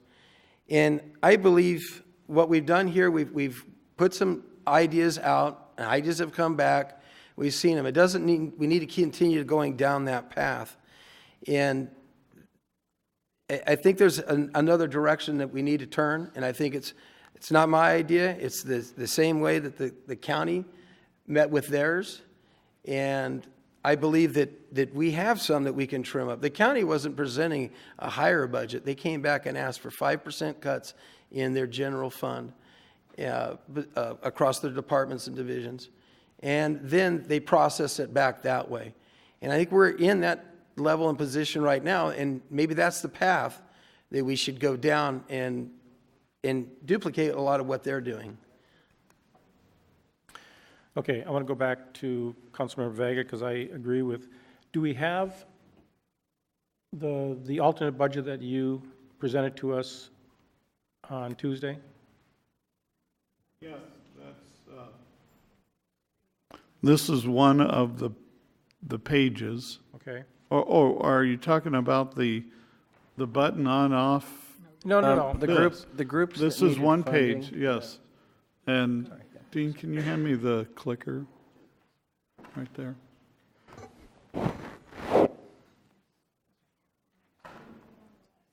I'd like to say, let us vet this unless So, we're going back and forth. this is what we showed, right, that you've got on your page. This shows it by Parks Division, Police Department, Economic and Community Development, General Administration. Added all that together, that was the $1,370,000. Okay. So, Councilmember Vega, this is the one you're talking about, is that correct? Because you're right, we did not vet this on Tuesday night. And Mr. Mayor, you know, also there was like the groups which were like, it was, I think it was C3H, there was other, you know, all incorporated. I think these were also choices that were included in this, I believe. As far as budget cuts, I'd just like us to go through this and get them out of the way once and for all, instead of going all over the map. Am I making sense on this one here, as far as? You are. And you're adding in the funding for the outside agencies that were the top part of the spreadsheet we were able to manipulate. So basically, you're saying Yes, you'd ma'am. like to go through the 1.3 or so deductions that were offered up last meeting, and prior meeting, there was the original deductions made from the budget that we were asked if we wanted to fund those again, where that would come from. Yes. So you want to go through each of those. Yes, ma'am. Okay. Can we bring that up on? We can bring up a spreadsheet that'll show some things. It's not going to be perfect because it was built at one point and we've come down the road with a couple of different additional cuts, but we'll try to get to where we can at least show you meaningful numbers. So Dean, on your click on, click off, do you have that loaded? Would you mind giving us 5 minutes so that we can get that loaded up? Sure. We'll take a 5-minute break. Yeah, but nowhere on here is like he wants to go back and see me.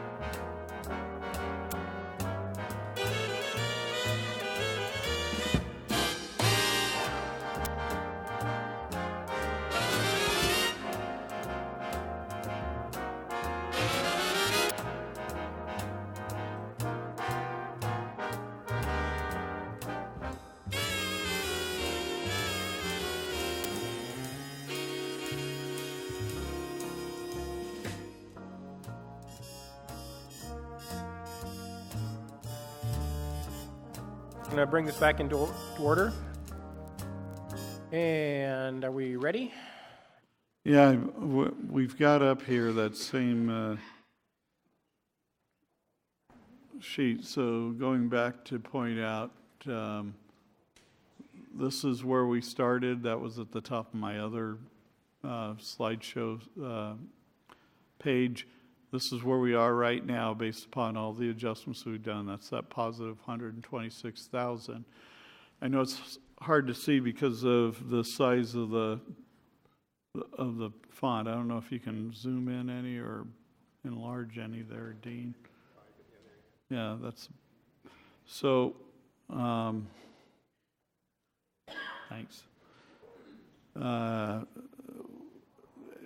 You were asking about the agencies, and so what we were asked for the agencies we were asked to add back in, we can. We have, and they've been checked. If you wanted to go on and look at other agencies, we'd click on those, and then we'd see, it'd show us what the result is there. So to the extent we've isolated certain items, we can click and unclick and show what the impact is. If you have things we haven't dedicated line items to, it would just take us a little bit of time to program that stuff in. Councilor Vega. Patrick, I'd like to vet out the advertising for the chamber. So I think Councilwoman Osborne said it wasn't clarified, or? Okay, right here. But could we clarify that? Sure thing. Right on the screen right here, this is the line item that Dean just highlighted. It's $75,000 for the 2-year cycle, and it's currently in the budget based upon based upon we were supposed to add the chamber in. So if Dean clicks the check mark that's next to the shaded area, that takes it out, and now our running total has risen up to $201,000. Okay, since there's an impact here with the chamber, since we have a check mark on chamber funding, also the impact on the chamber funding, does that impact them being successful moving forward, or is that something that they can fill in themselves on the advertising? I think they have to answer that question for you. I got you. Okay. I would prefer to leave that unchecked at this time. That's just me. And the balance of you do? I would concur. I granted, I understand that historically we have given advertising dollars to the chamber, but now that Explore Lompoc is in existence and they are doing a really good job of promoting and advertising for Lompoc, I think it's really important that we understand everybody's going to get hit and we're not going to be happy all across the board. And so I think that we need to take the $75,000 for marketing off of the chamber. Councilor Vega, is that what you had agreed? Yes. Take it off. Okay. Yes, sir. That's at least my opinion. Councilor Starbuck. I will agree with that as long as we keep the TOT tax off of a ballot where that Explore Lompoc is funded on their own self-assessment and not part of the TOT, so that would make it a wash in my eyes. Okay, I don't think we can confuse those two issues at this point. I don't want to discuss whether or not we're putting taxes back on or not at this point, because we've completely taken everything away except sales tax. So making a bargain on not doing something because of one line item, I think, is unfair to the total discussion of the budget, personally. Just saying. Okay, so, So without the provision of the TOT, did you want to, So I think- right now, we only have 2 people that wanted yeah, to. so I'll agree to take it off. So we've got 3. Now we're good. Go ahead. Councilmember Mosby, do you want to weigh in on this, the advertising? Leave it on. Okay, leave the $75,000 on. You have your 3 votes, but I think if you have a chamber that doesn't have advertising, it's kind of like have a newspaper that can't advertise, you know? Okay, so at this point, there's 3 members that would like the chamber advertising taken off. And we've therefore clicked it off, and the running total now is back to 201,000. Okay. Councilor Vega, you still have your light on. Yeah. Again, the other, well, we don't have the button check, so I'm good with that. Okay, so what I'd like to do at this point, I mean, we've all had 5 weeks to look at the budget. We've done a lot of vetting on our own. City administrator has done a lot of vetting for us. So I'd like each of us council members to take a few minutes, describe where you think we are on the budget right now. Right now, we're at a surplus of, what is it, 201,000? Yes. 201,000. So I'd like to start with Councilman Vega. The budget right now, and I'm not asking you to say whether you'd pass it tonight. How do you, what is your opinion of the budget? What would you still like to see happen with the budget as we stand right now? Again, I'd like us to go through both of these lists and get the opinions of all of us, which is what we're doing. Yeah. I'd like to see it put up similar to our priority list. Of course, you can take it on and put it off, but I'd like us to move forward instead of going back and forth, 1 step forward, 2 steps backwards, and see what we can live without. I concur with Councilman Mosby to a point here that says, hey, we have some new positions coming up with wage increases. Is that where we want to go?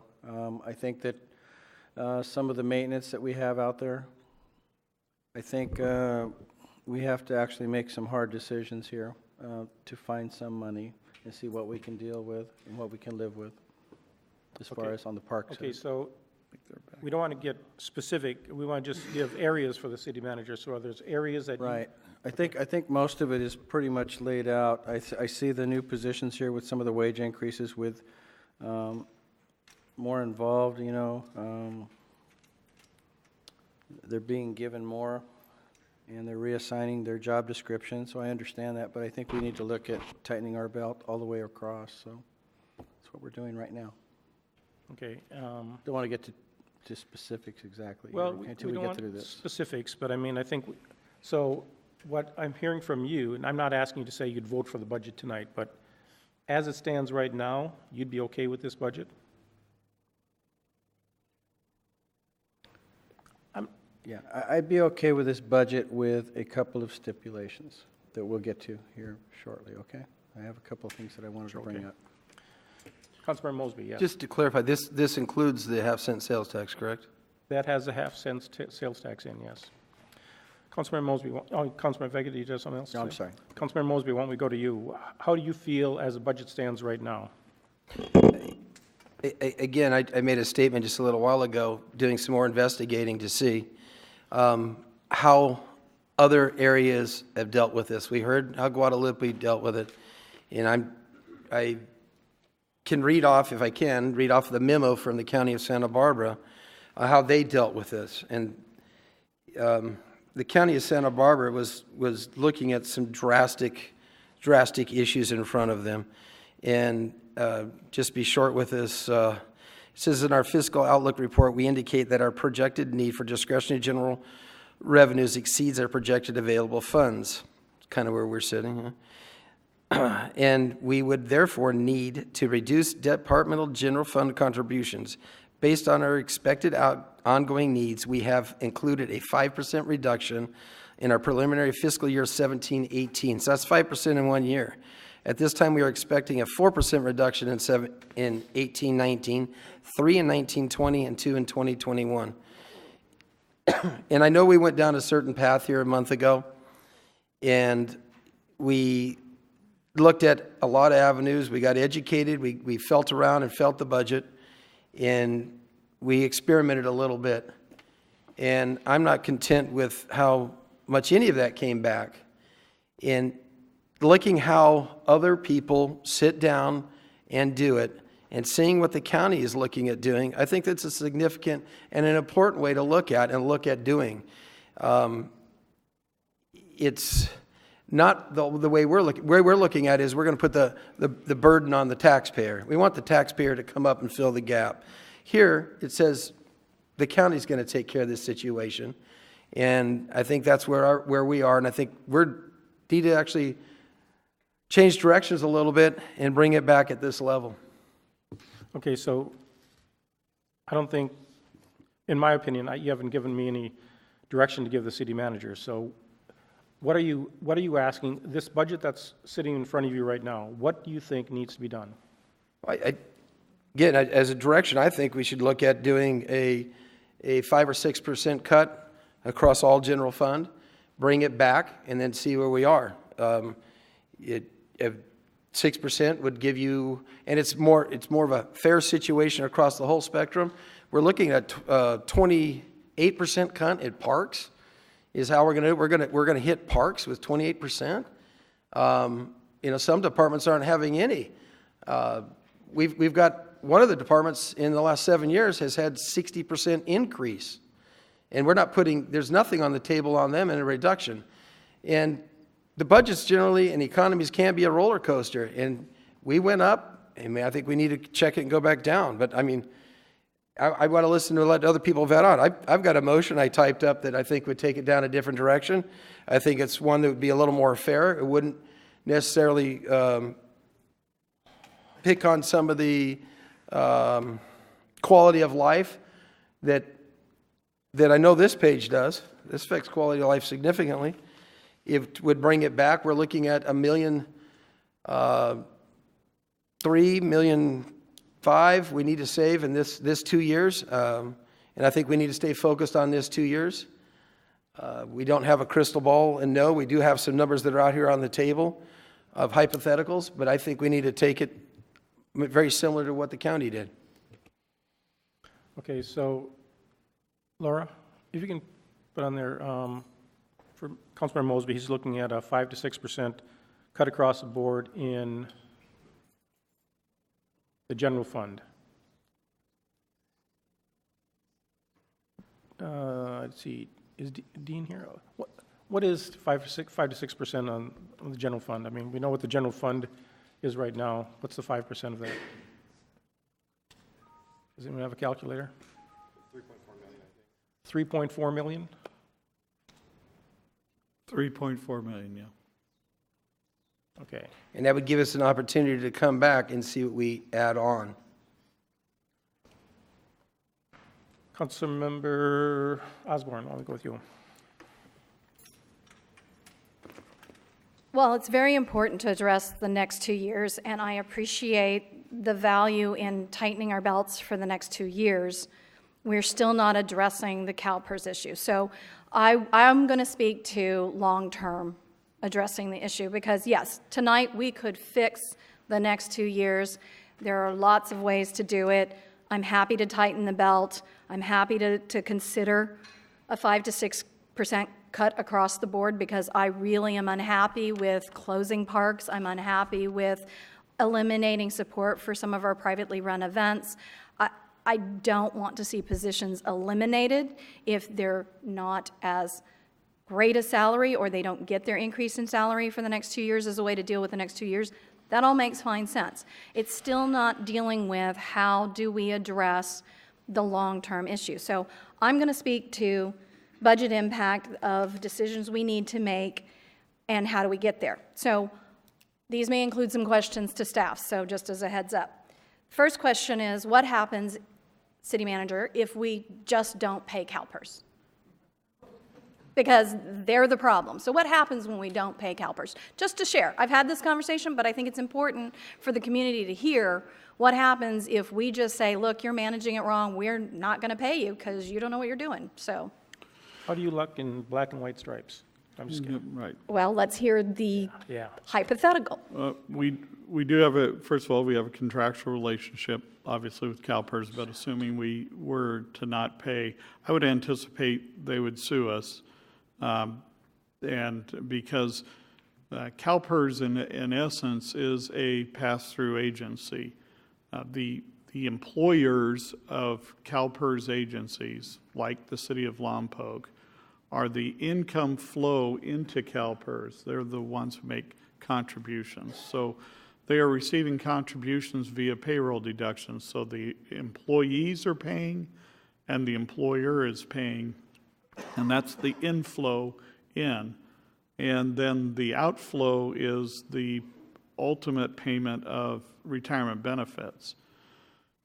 Given those retirees are still out there living and drawing pensions, the only way they're going to get paid is for the payments to come in and payments to go out.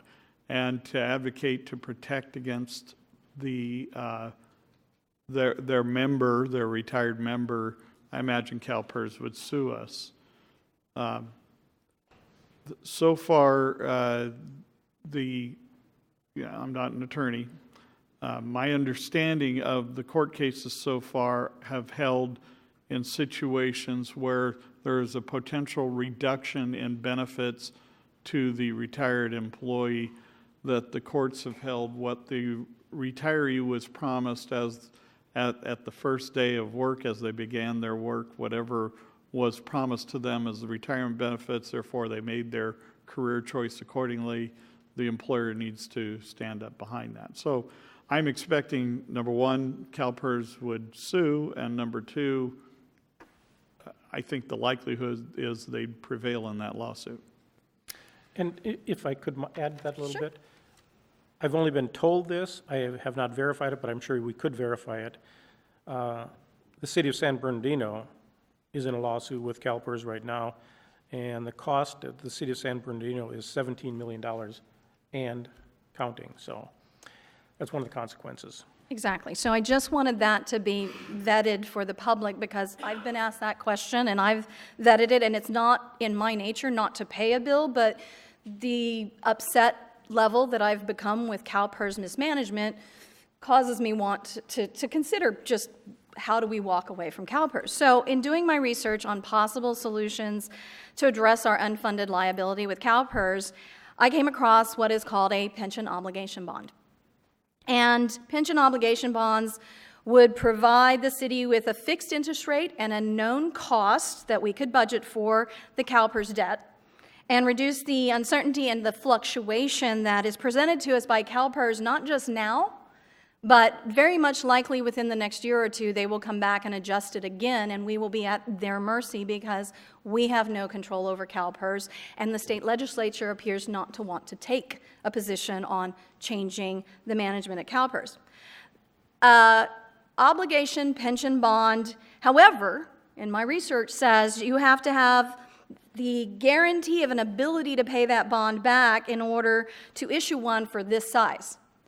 And so what I'd like is an explanation of could the proposed taxes we're putting forward be considered the required income needed to issue a pension obligation bond? As part of that, would it allow us to aggressively pay down CalPERS to the point where we might be fully funded and be able to then focus on paying down that pension obligation bond aggressively because we had a set of income streams available to us with these, and potentially eliminate this problem aggressively and find a way to then take the newer tiers that were negotiated that are more reasonable and even extract those out of CalPERS, because my long-term goal would be to leave CalPERS completely. So I'd like input from our city manager as to how, as a city, we would go about obtaining a pension obligation bond as a way to address this. Well, you've correctly identified that the first thing we'd have to have is an income stream that would show our ability to pay those back. And certainly the tax measures, if they were successful, could be the establishment of that proof of ability to pay. I think the outcome then would be that definitely paying off the CalPERS and having the debt rather with bond issuance, particularly with what has been our credit rating leading up to and including currently, we'd probably be able to get more favorable rates than is currently costing us to carry that debt with CalPERS. So currently it's 7.5%, may drop to 7% at CalPERS. We may be in the 3.5%, 4% range to be able to issue pension obligation bonds. I'm giving some rough feelings and rough estimates. We ultimately need to vet that out with our bond consultants. So we incidentally we have started doing some initial contact, but we're very early in this process. So I want to give that caution as well. Ultimately, then, that means you can do one of two things. Either, well, then do we not need as much of tax relief, if you will, as much of a tax measure going? That's one possibility. Or, although you're still just banking that much more or rolling the dice that much more that or those initiatives are going to pass. I think for me, the superior approach would be to continue on with the three I've recommended, and assuming those three were to pass, is to pay off that obligation more quickly, and it would be better to have a shortened tax measure season and be able to, cut off return, end that taxation when the need had ended, rather than lowering but that would be my recommendation. Thank you for that. Again, because my goal is still long-term. Taking into consideration the long discussion regarding the capital improvement plan and the long-term goals and results of what might be there, I thumbed through the capital improvement plan. And yes, I think if we went back through it, we could definitely prioritize some things that we just didn't do. They would, granted, affect quality of life, but I think that it's more important to address how do we deal with CalPERS first, and then address the capital improvement plan and that long-term impact, rather than making it central to whether or not it solves the CalPERS issue. So I'm happy to review that and go through and prioritize things and get feedback from the community on what they think might be something that if we didn't improve, they'd be okay with it. But I don't think that should be our priority number one, both to either solve this one, because if any, capital improvements are included in the 2 years, and even going forward, those capital improvements don't start until the second year of the 1921 budget anyway. So there's still plenty of time to discuss and challenge the capital improvement plan. Finally, I am not comfortable just saying a half-cent sales tax should be brought back and educate the public that it's to save a museum, a domestic violence position, and the chamber. That, I don't think our community would get behind that justification. So I don't think it's a safe way to go forward with just one. I think we need to look at multiple options, and we need to utilize them as long-term. Granted, they aren't technically going to solve short-term budget issues. It's that long-term. I'm really thinking down the road, and I do not like what I look at when I see the amounts there. So I put forward that tighten our belts, do what we can to not close parks, not eliminate positions for the 2 years, but let's not stop talking about potential solutions of taxes being utilized to pull a pension obligation bond, to aggressively pay down and fully fund CalPERS, and look at ways of getting out of CalPERS so we are not at their mercy long term. That's where I stand. Okay. So how would you like, Laura, to summarize that? I'm okay with looking at 2 years of the 5 to 6 across the board. And secondly, I want to look at taxes plus pension obligation bond combination. Okay.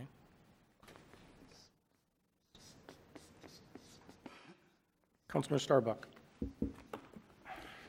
I bet everybody in the room is glad that we don't use the same broker that CalPERS did, huh? I'll just say, when I looked at when the motion was made to not look at any of these taxes, the intention at that point was to put us in a worst-case scenario. What was presented back to us with our worst-case scenario at that time was we didn't trim anything in our government here. What we did is we cut our civic assets, and I'm going to use examples. We want to close Ken Adam. We're going to close River. We're going to reduce maintenance at River Bend. We're not going to do maintenance on our multi-purpose trails. You go down a little further, we're going to gap police positions. You move down a little bit further, eliminate city support for privately run events. I think as a community, you know, we all come together for things. It was our flower festival, our cruise nights, and we expect a little bit of a return on our tax money. You know, to add a victim advocate, museum, and chamber, I mean, these are also civic assets. It's important that we retain them, you know.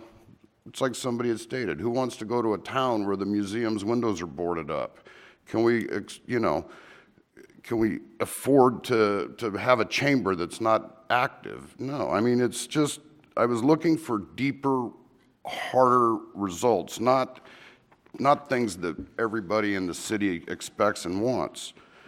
I was especially not looking to add new positions. You know, here we are, we're talking about, we're expending money, we need to come up with 70 million, but we're growing government still here internally. I wanted a worst case. I bring it back up to include the half-cent sales tax. Let's look at the other end of this spectrum and see, well, all that we've been promised here is that we'll get the budget balanced, and we're only going to get the victim advocate, a museum, and the chamber back, but I don't know, you know, I just am very in the middle with this. I requested at one point, I'd like to really know what our enterprise funds are contributing to the general fund with our cost allocation, you know, the enterprise reimbursement that's currently in place. Because if we could do anything to lower our payments in our enterprise funds, it would be easier for people to afford the half-cent sales tax if we're going to go down that path. So what am I trying to say here? I don't want a budget passed that's based on an unknown factor. Will the tax pass?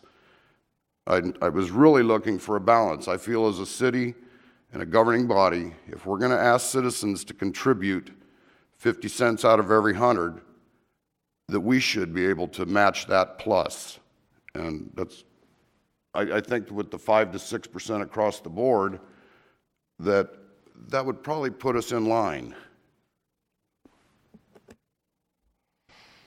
Okay, just a quick calculation. The 5 to 6% is about 3.4 million. Actually, it will not put us in line. 3.4 million.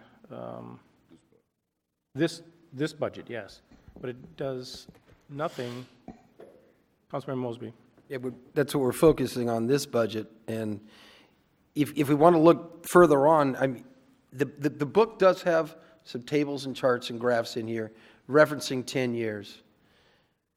And there are some numbers that should probably be added in here so we know, because we can see them internally in these numbers and we can calculate them out. But if you really want to make a 10-year projection and you want to advance to that next level, I think that you should have more of these numbers pulled out and extrapolated out so you're not guesstimating, but you can see the hard number in here. And then you could come up to your conclusion. Okay. Let me finish mine real quick. I'll tell you right, I'd be against the, well, let me tell you what I'd do, and then I'm going to tell you why I'm against the 5 to 6% reduction across the board. the budget that we have before us right now, I mean, if this were passed right now, we'd have a balanced budget, we'd be, what's the positive, 120? No, right now, assuming it was about 200,000, but this now is showing this concept of a 5% reduction across the board. Oh, okay. But I know the majority hasn't weighed in on that yet. So right now, it's at 201,000. Okay, so if I were to look at this budget right now, I'm not happy. If I were to make a motion right now, which I'm not going to do, what I would propose, I would let us, because I do look long-term, I don't think we can only look at the 17-19 budget. I think we have to look beyond it, because this does not solve our problem, the 17-19 budget. Because we, to use the term, the train is coming, you see the light in the tunnel, it is coming. So what I would propose is that we go back to the original draft budget. I would suggest something I don't like in the draft budget, and that is all of the outside agencies, eliminating all those. City Manager, what's the removal of the pool, taking down the old municipal pool? 800,000? 750,000 is allocated for that. So if I were to make a motion, I'd say go back to the draft budget, put the outside agencies in. We could do some fluctuation on that. We could take out the advertising if we want to do that for that.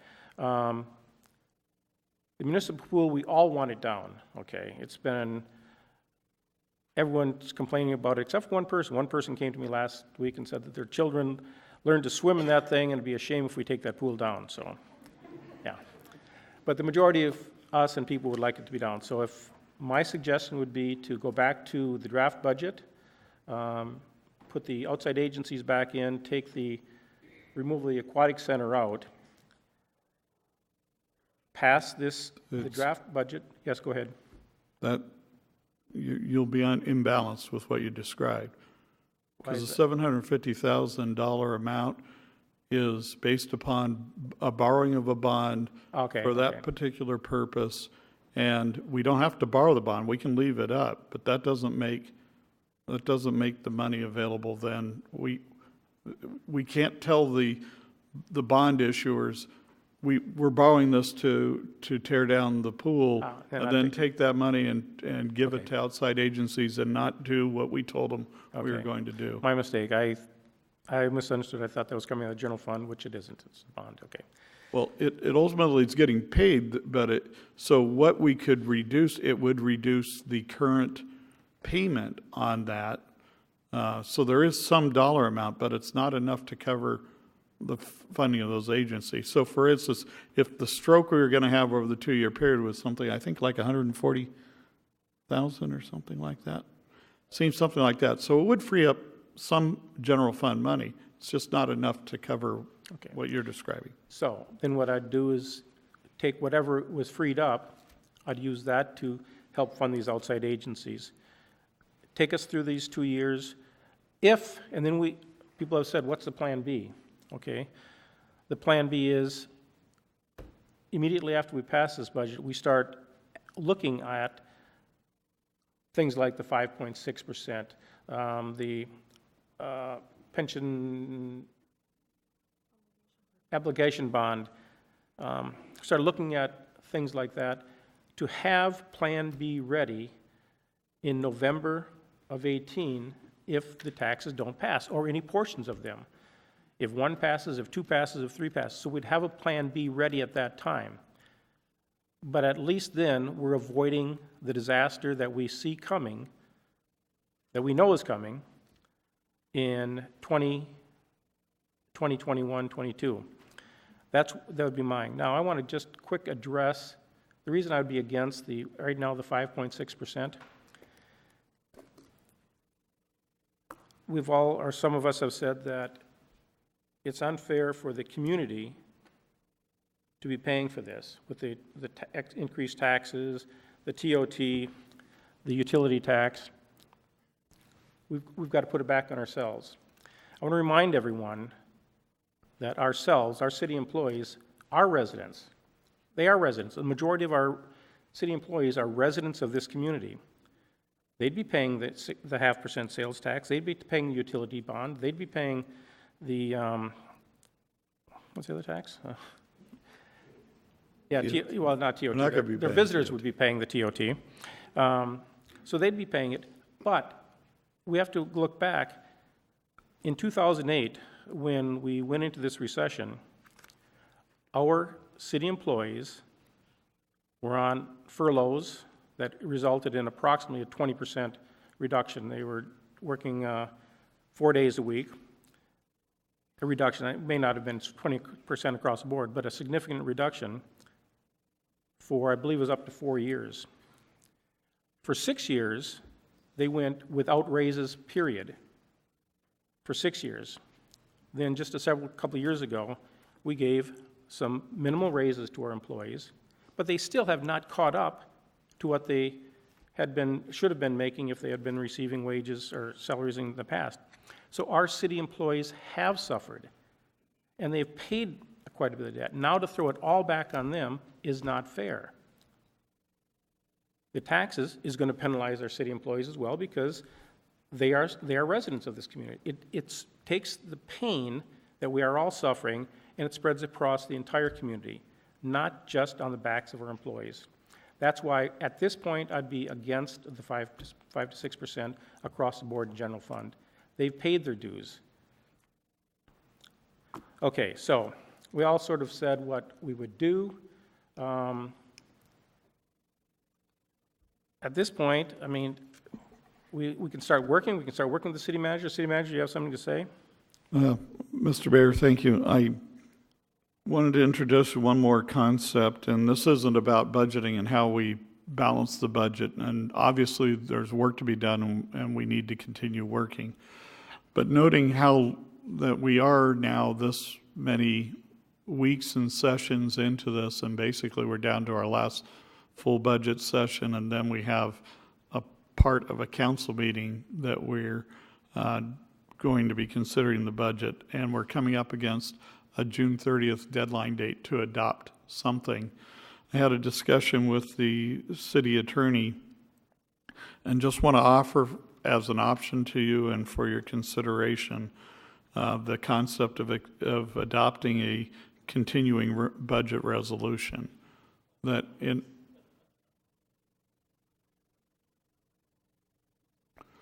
the continuing budget resolution that in essence gives you additional time to be able to continue your deliberations if you either anticipate now or if you want to wait and see whether you need additional time. It's a way to satisfy your legal responsibility of adopting something by the time period and yet buying you some time if you believe that the mountains we're climbing are so difficult that they just necessarily going to take even more time than the time we had anticipated. So I wanted to make you aware of that option. A resolution has been drafted, and it's just ultimately whether you considered it tonight or considered it at the next meeting. Wanted to let you know that tool, that option is available to you. Well, thank you. That's an interesting point. So I don't know if, in my opinion, we don't have to consider it tonight because I think we all want to be able to come up with a balanced budget at this point and get it done, but I'm glad we've got that as a backup plan. What is the latest date that we would have to adopt that resolution? Because a resolution we passed. My understanding is you have till June 30th, and you need to either have adopted a balanced budget or adopted a continuing resolution that'll allow the city, in essence, to continue its business beyond June 30th. Okay. And in essence, what you would be doing in that case is saying our current budget is still in play. It would be using that as a temporary guide or print on what a budget looks like. Okay, thank you. So I'd like to poll the council right now to see how many of you are willing to just satisfy this 17-19 budget and not worry about the future budgets. How many of, I guess just to sort of indicate, now, Councilmember Mosby, are you happy with just, Can we have a little discussion before you ask me that question? sure, go ahead. Because you came to a conclusion that that wouldn't give you a balanced budget. I'm not sure, where did you come to that conclusion? Well, no, it will for this period. Okay. No, I mean, even down the road, I mean, how could, I'm just wondering what page in the budget book you used to come to the conclusion that that wouldn't come to a balanced budget? Well, because the information we're provided, next budget cycle, we're going to need over $7 million. I believe it was about 7.7 million. 7 million, so I mean. But in that budget, there's $3.5 million proposed of capital improvement. So if you took out the capital improvement, I think you would find that you could get there. But we haven't discussed taking the capital improvement out yet. Well, we haven't even, I mean, we're not even at that level of these other levels of budget. Okay, so, but I'm still asking the question. Okay, so you say that that would be able to bring us into the future then as well? I believe that if you worked at that number and you modified your capital improvement, and I believe that you would come and you could balance the budget by not spending $30 million in capital improvement over the next 10 years, that I think you would see that that number would work. And you would actually have some money for capital improvement, probably more than we have and we're spending currently on capital improvement projects. Okay, that could be something that we could ask city manager to come back with at the next meeting then. Councilor Starbuck, how do you feel about the budgets? One of the things I think we ought to include in here also is what our natural growth is. I mean, our sales tax revenues are increasing. You know, with the Hilton coming, we're going to have an increase in the TOT.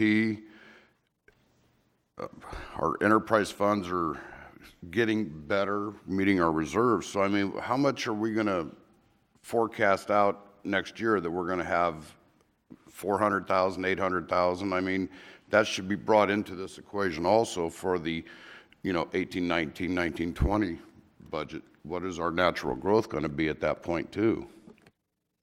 So what I'm getting from you is you are considering future budgets as well. You're not happy with just going with today's budget. I mean, well, that would be short-sighted. I mean, I would like to get this done, but on the other hand, I'd like to make it fair, equitable, and then do look out to the future. What is going to happen next year with sales tax and, the normal growth. Councilmember Vega. I'd like to ask Patrick, the continuance of the budget on that resolution that you just mentioned, what would be the timeframes incorporated in that? You said you had a resolution already drafted. What the city attorney has suggested here is that you would continue, in other words, you would continue with the current budget, and that would continue until the past budget would remain in full force and effect until the earlier of July 31st of 18 or whatever date you wanted to put out there, or the adoption of the 17-19 budget. So basically, you decide how much time you want to give yourself. Do you want to extend for a month? Do you want to extend for a year? That's really up to you. But then you say, or whenever you do adopt the 17-19 budget, whichever comes first. So we could extend a couple months if we needed to and still be in compliance, and we wouldn't lose anything that we're moving forward. Is that We'd correct? be able to continue services to the public, yes. Because without appropriations, we can't do that. Gotcha, thank you. Okay, let me get Councilman Osborne's comments and I'll come back to you. Okay. Personally, I'm only willing to consider the 5 to 6% cut across the board for this budget cycle to get us to the point as to whether or not tax measures pass. Again, doing it currently to get to the point to find out if both work, but once those tax measures are put in place, I would not expect our employees to carry twice the weight, as you said, because if the tax measures passed, they would be hit twice. So I think it's okay to consider tightening our belts to get through this so that we can have a balanced budget that is the plan B itself moving forward. I'm okay with considering it for this 2-year cycle. I will not consider it unless, for long-term, unless those budget measures those tax measures don't pass. Because if the tax measures pass, it's unfair to our employees to have them cut salary and pay additional taxes. The long game on this is no one is happy when we're done with this. No one group should be thrilled with our decision. We've all got to carry this burden and carry it for longer than just 2 years because it's not going to go away. So I don't want to be happy.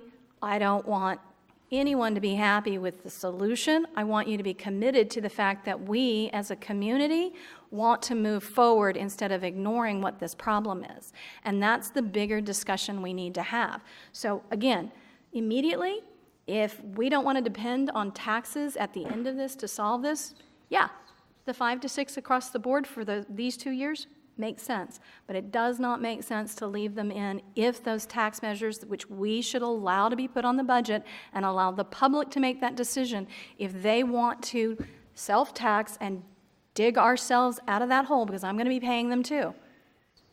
So that's my position on it in case it was misunderstood. Only tighten the belt for 2 years and put the taxes out there as a voter. Okay, but still, I'm not clear as, are you okay with passing a 2-year budget that does not take into effect years to follow, budgets to follow? Yes, because what I just said is my contingency plan would be we still discuss the tax measures and put them out as a voter option, because for 2 years, a tightening of our belt for 17 and 19 with a 5 per 6 across the board, that means internally, we as a city, we're absorbing it. The employees are handling it. We're not cutting services as much as we are with the proposed budget. Some services will be reduced because some departments may choose that instead of losing people, services may be reduced, but it won't close parks, it won't take away events. But I still think that the tax measures should be put out there as a voter option for the next phase. So what I'm saying is 5 to 6 across the board for these 2 years will solve our immediate budget problem. It doesn't solve long-term. The taxes plus a pension obligation bond are a better and more equal pain across the board to try and figure this out long-term and get away from CalPERS as quickly as possible, even if that quicker is 10 years, and not do double burden on our employees by having the taxes, if they pass, also have a 5 to 6. So that 5 to 6 is only for this 2 years, and I'm okay with that. Okay, thank you. Councilman Starbuck. Yeah, I'll just kind of make a statement. If we really sharpen our pencils, I think we could do this without affecting the employees. I think that there is enough ways that we could, conserve and make this 5 to 7% without affecting the employees. I agree with you, 13 furlough days and cuts in pay and all that, and then turn around and do it because of a PERS obligation is not fair to them or the right thing for us to do. I will tell you that Councilmember Mosby had a good point. Our 2003 to 2017 capital improvement program, just when you go through that book, we didn't accomplish anything in the book. Now we have a whole new book, meaning we didn't need to do anything that was in the 03 to 17 book, and we've got millions of dollars of projects in here. Maybe there's no law that requires us to have a capital improvement program. It's a plan. It's something to set up impact fees. It's a document to guide where we want to go.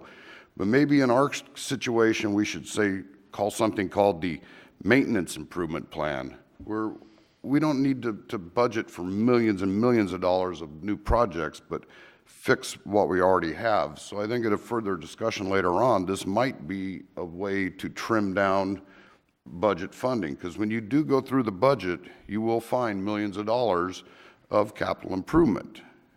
It's one of our pains that we would have. Okay, so we still have 3 hours this evening. I mean, I don't want to just keep putting this off for another meeting because we've all have some ideas. So let's come up with some suggestions that they can start working with. Maybe Mr. Arbor can put some of this stuff as mathematical cap on, and maybe like take Mr. Mosby's suggestion, look at the 5 to 6%. I guess the question for Councilmember Mosby, were you looking at this for future years as well, or just for this cycle?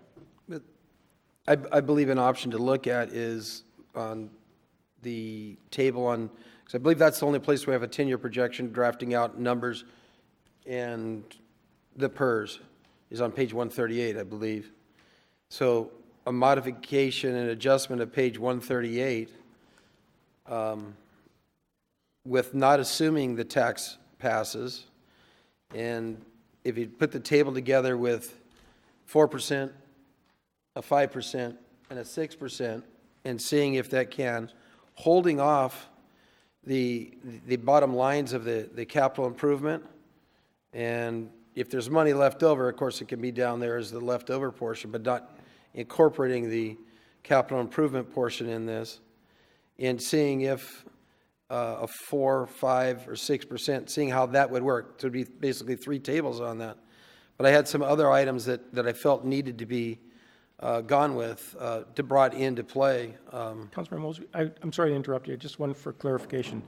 When you're talking about whether the tax measures pass, we're still only looking at the sales tax at this point? I'm looking at putting this table together with no tax measures in there to see what it looks like. Okay.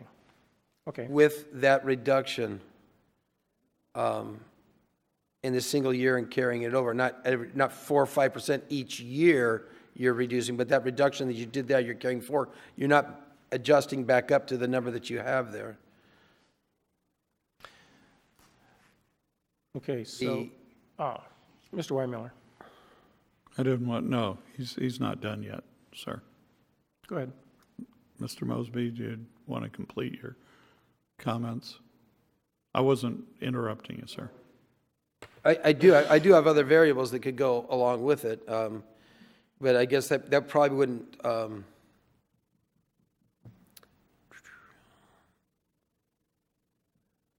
that would probably be not complicate it too much. I have other items that could help to find those reductions and such, but I think you would. We're hearing some statements here that we're not going to get to the point we are multiple years down, and I believe the only table in this book that represents that is that. So I'd like to verify that a 3, 4, 5%, or a 4, 5, or 6% wouldn't come to that, or maybe it would come to that. And would that budget all the way through the cycle? And I guess, again, with elimination of the capital improvement portion.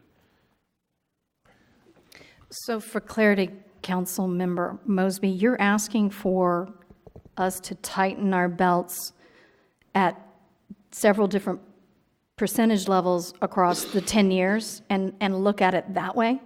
So that we're doing nothing but tightening belts ongoing, constantly reducing services, reducing any capital improvement. I mean, because I keep hearing we're just going to keep addressing over the next 10 years as a way to deal with CalPERS, not filling positions, not addressing pay raises, not addressing cost of living, not addressing the absolute needs of some of the capital improvements that have to be done, and get to the point where we are so cash-strapped just to make CalPERS that we've lost morale in living here. I mean, that's my only concern for dragging it out across 10 years. Actually, that table in there does have a 2% annual increase in salaries. That's over the entire 2 years is what that was supposed to be, is 2% over the entire 10 years, if I understood the projection, the discussion the other night. I believe that's 2% every year. So is it 2% every year or 2% over the 10 years on page 137? Well, you have a 3% TOT revenue, and that's not over the 10 years. That would be every year anticipated. Property tax anticipated going up 3.5%, and a 4% increase in sales tax, 2.2% in expenses. So inflation is in there, 2 points in there. This is just a resetting that number down and carrying it across. So for clarification, because the page doesn't say that each of those growths are per year, it says a 10-year projection, would staff clarify whether that 2% salaries is each year or over 10 years? We tried to be as realistic as possible. Therefore, based upon historical trend lines, we anticipated both cost of living growth as it affects both income and expense, and we did project the economic growth that we've been experiencing locally over and above the cost of living adjustments. So yes, we've reflected both. Right, but is, on page 137 is when you have the bubble that says salaries 2%, and it's a 10-year projection, is that 2% each year? Yes. Okay, thank you. That's all I was looking for. Right. City Manager, you had a comment. By the way, I still need you to put the lights up here so I can see when you need. We're working on that. It's going to take a little while. Okay. Not sure I can do it with the cuts, though. Thanks. No, we're working on it. Thank you. Couple of observations. One, as to taking out the capital improvements, you necessarily are looking at, that'll help you understand a different view of a picture in subsequent years, subsequent budget cycle years out. Before this got presented to you, I already took out all the capital improvements we had scheduled for this year, for the next 2 years. And furthermore, you can see on page 138, none were anticipated or reserved in for the first year of next year. Just to give people a context of what that's like, that means as capital improvements we're talking about, needed building expansions, renovations, vehicles, equipments, things like that. All of that got stripped out. And stripping that for too long becomes a false economy. You just can't continue. I realize you can reduce, because for instance, we have I think the estimate that we've given before is it would take about $25 million immediately to bring our streets up to par with having an average pavement index of around 70%, and then to hold it there would probably take another $4 million a year. There's numbers like that. So when we're not investing like that, we ultimately are making what we'd have to pay bigger. So I just want to make sure we realize that first of all, for anything we're considering for 17-19, there is no capital improvements to take away. There's $3.5 million in the 2021 cycle. You really have to get out to the 22-23, and by that time, I would suggest with all the capital improvements that we have not been spending by that time, you're going to be in dire need with those numbers. But we can do the exercise. We can do the math.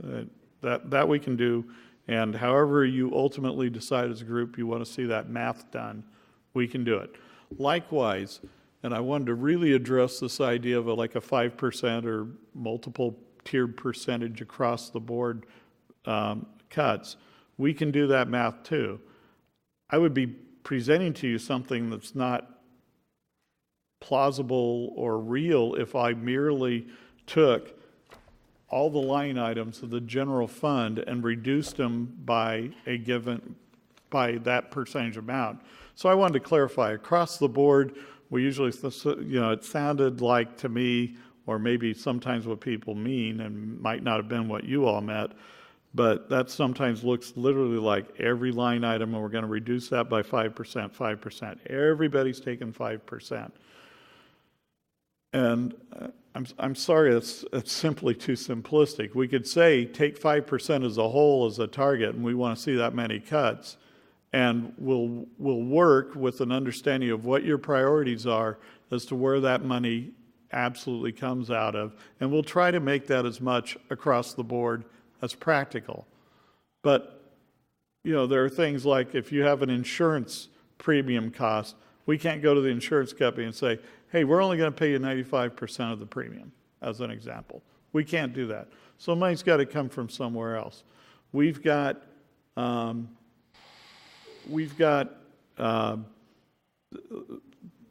76% of the general fund is salaries.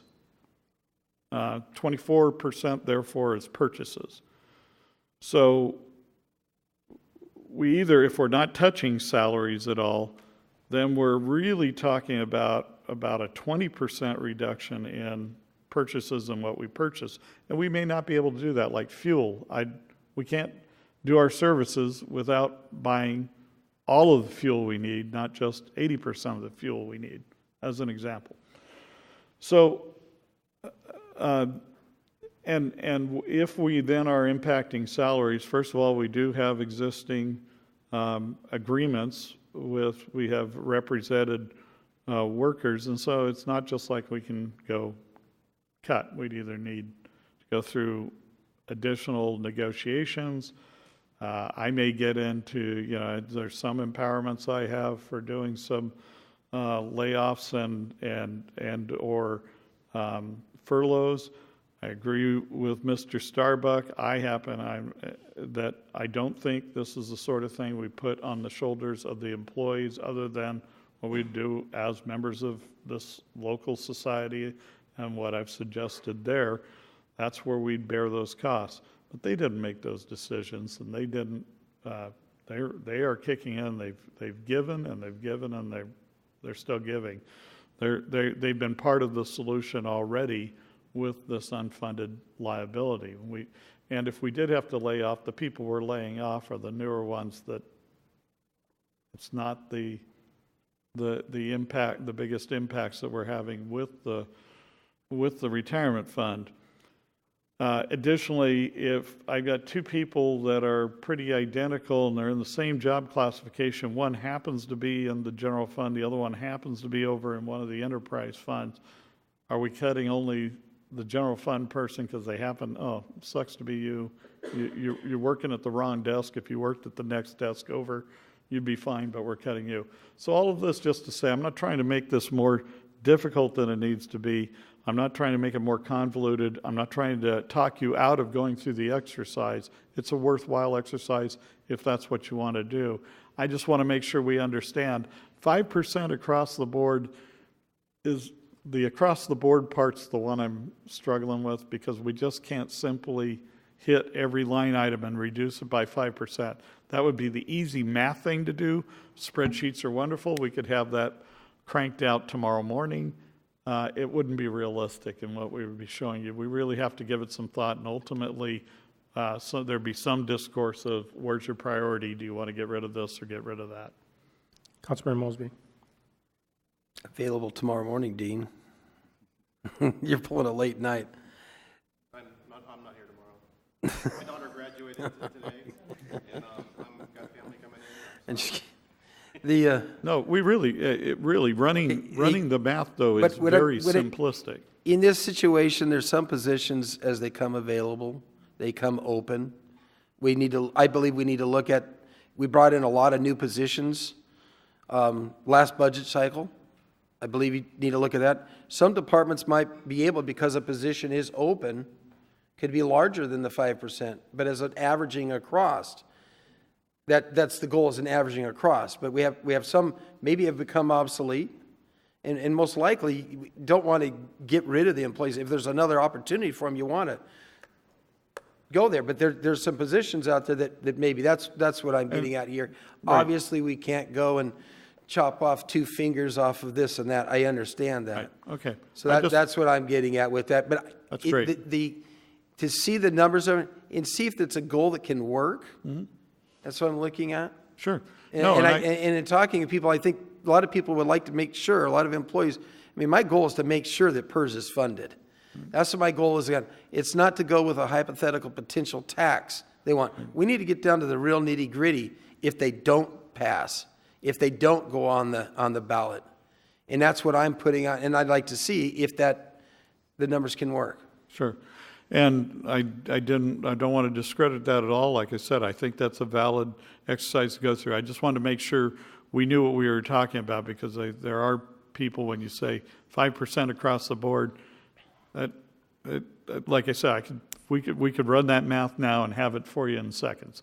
That's not going to be what's telling you what's happening with impacts of services and the like. I just wanted to be clear on that. Wanted to be clear that right, we're on the same page. We're trying to make this thing fit. I didn't say it before, but I hope I said it emphatically enough Tuesday night, but I didn't say it tonight when the B word was mentioned. Yeah, we are all avoiding any chance. Bankruptcy became this excited word, but I don't believe any of you see that as a viable outcome. I don't see it as a viable outcome. There's obviously a lot of hard work going on. I did want to say I appreciate more that we're doing this sort of thing. We're getting an understanding. If you want to see alternatives to what you've seen so far, you're starting to put some meat on the bones. Because I appreciate your criticisms of the proposed cuts that were on the paper in front of you, Mr. Starbuck. If you read my statement at the top again, I wasn't recommending those. But really, I didn't have much direction other than come back with a number, and I did that. I did what you asked. And if you had thoughts that what you should have seen would have looked different, I would have appreciated having that direction. So the fact that we're getting a little more meat in the direction, I deeply appreciate. Councilmember Osborne. So if we're going to look at the 5 to 6% adjustments and go through that exercise, I'm going to bring up one more time and challenge my fellow council members that upon clarity, I am not saying we voted in or make a decision, but I, again, as part of this painful exercise to our employees, we look at what our stipends are and what our benefits are, and I'd like to know what that is. What are we, as council, costing the community? And if we're going to make cuts, it starts at the top. So if we're costing the community with our stipends, I'm again willing to give up mine. I don't pull any other benefits other than mileage, but if we're costing, we need to know what that is. The public needs to know what that is, and we need to consider our cuts along with our employees. Councilmember Vega.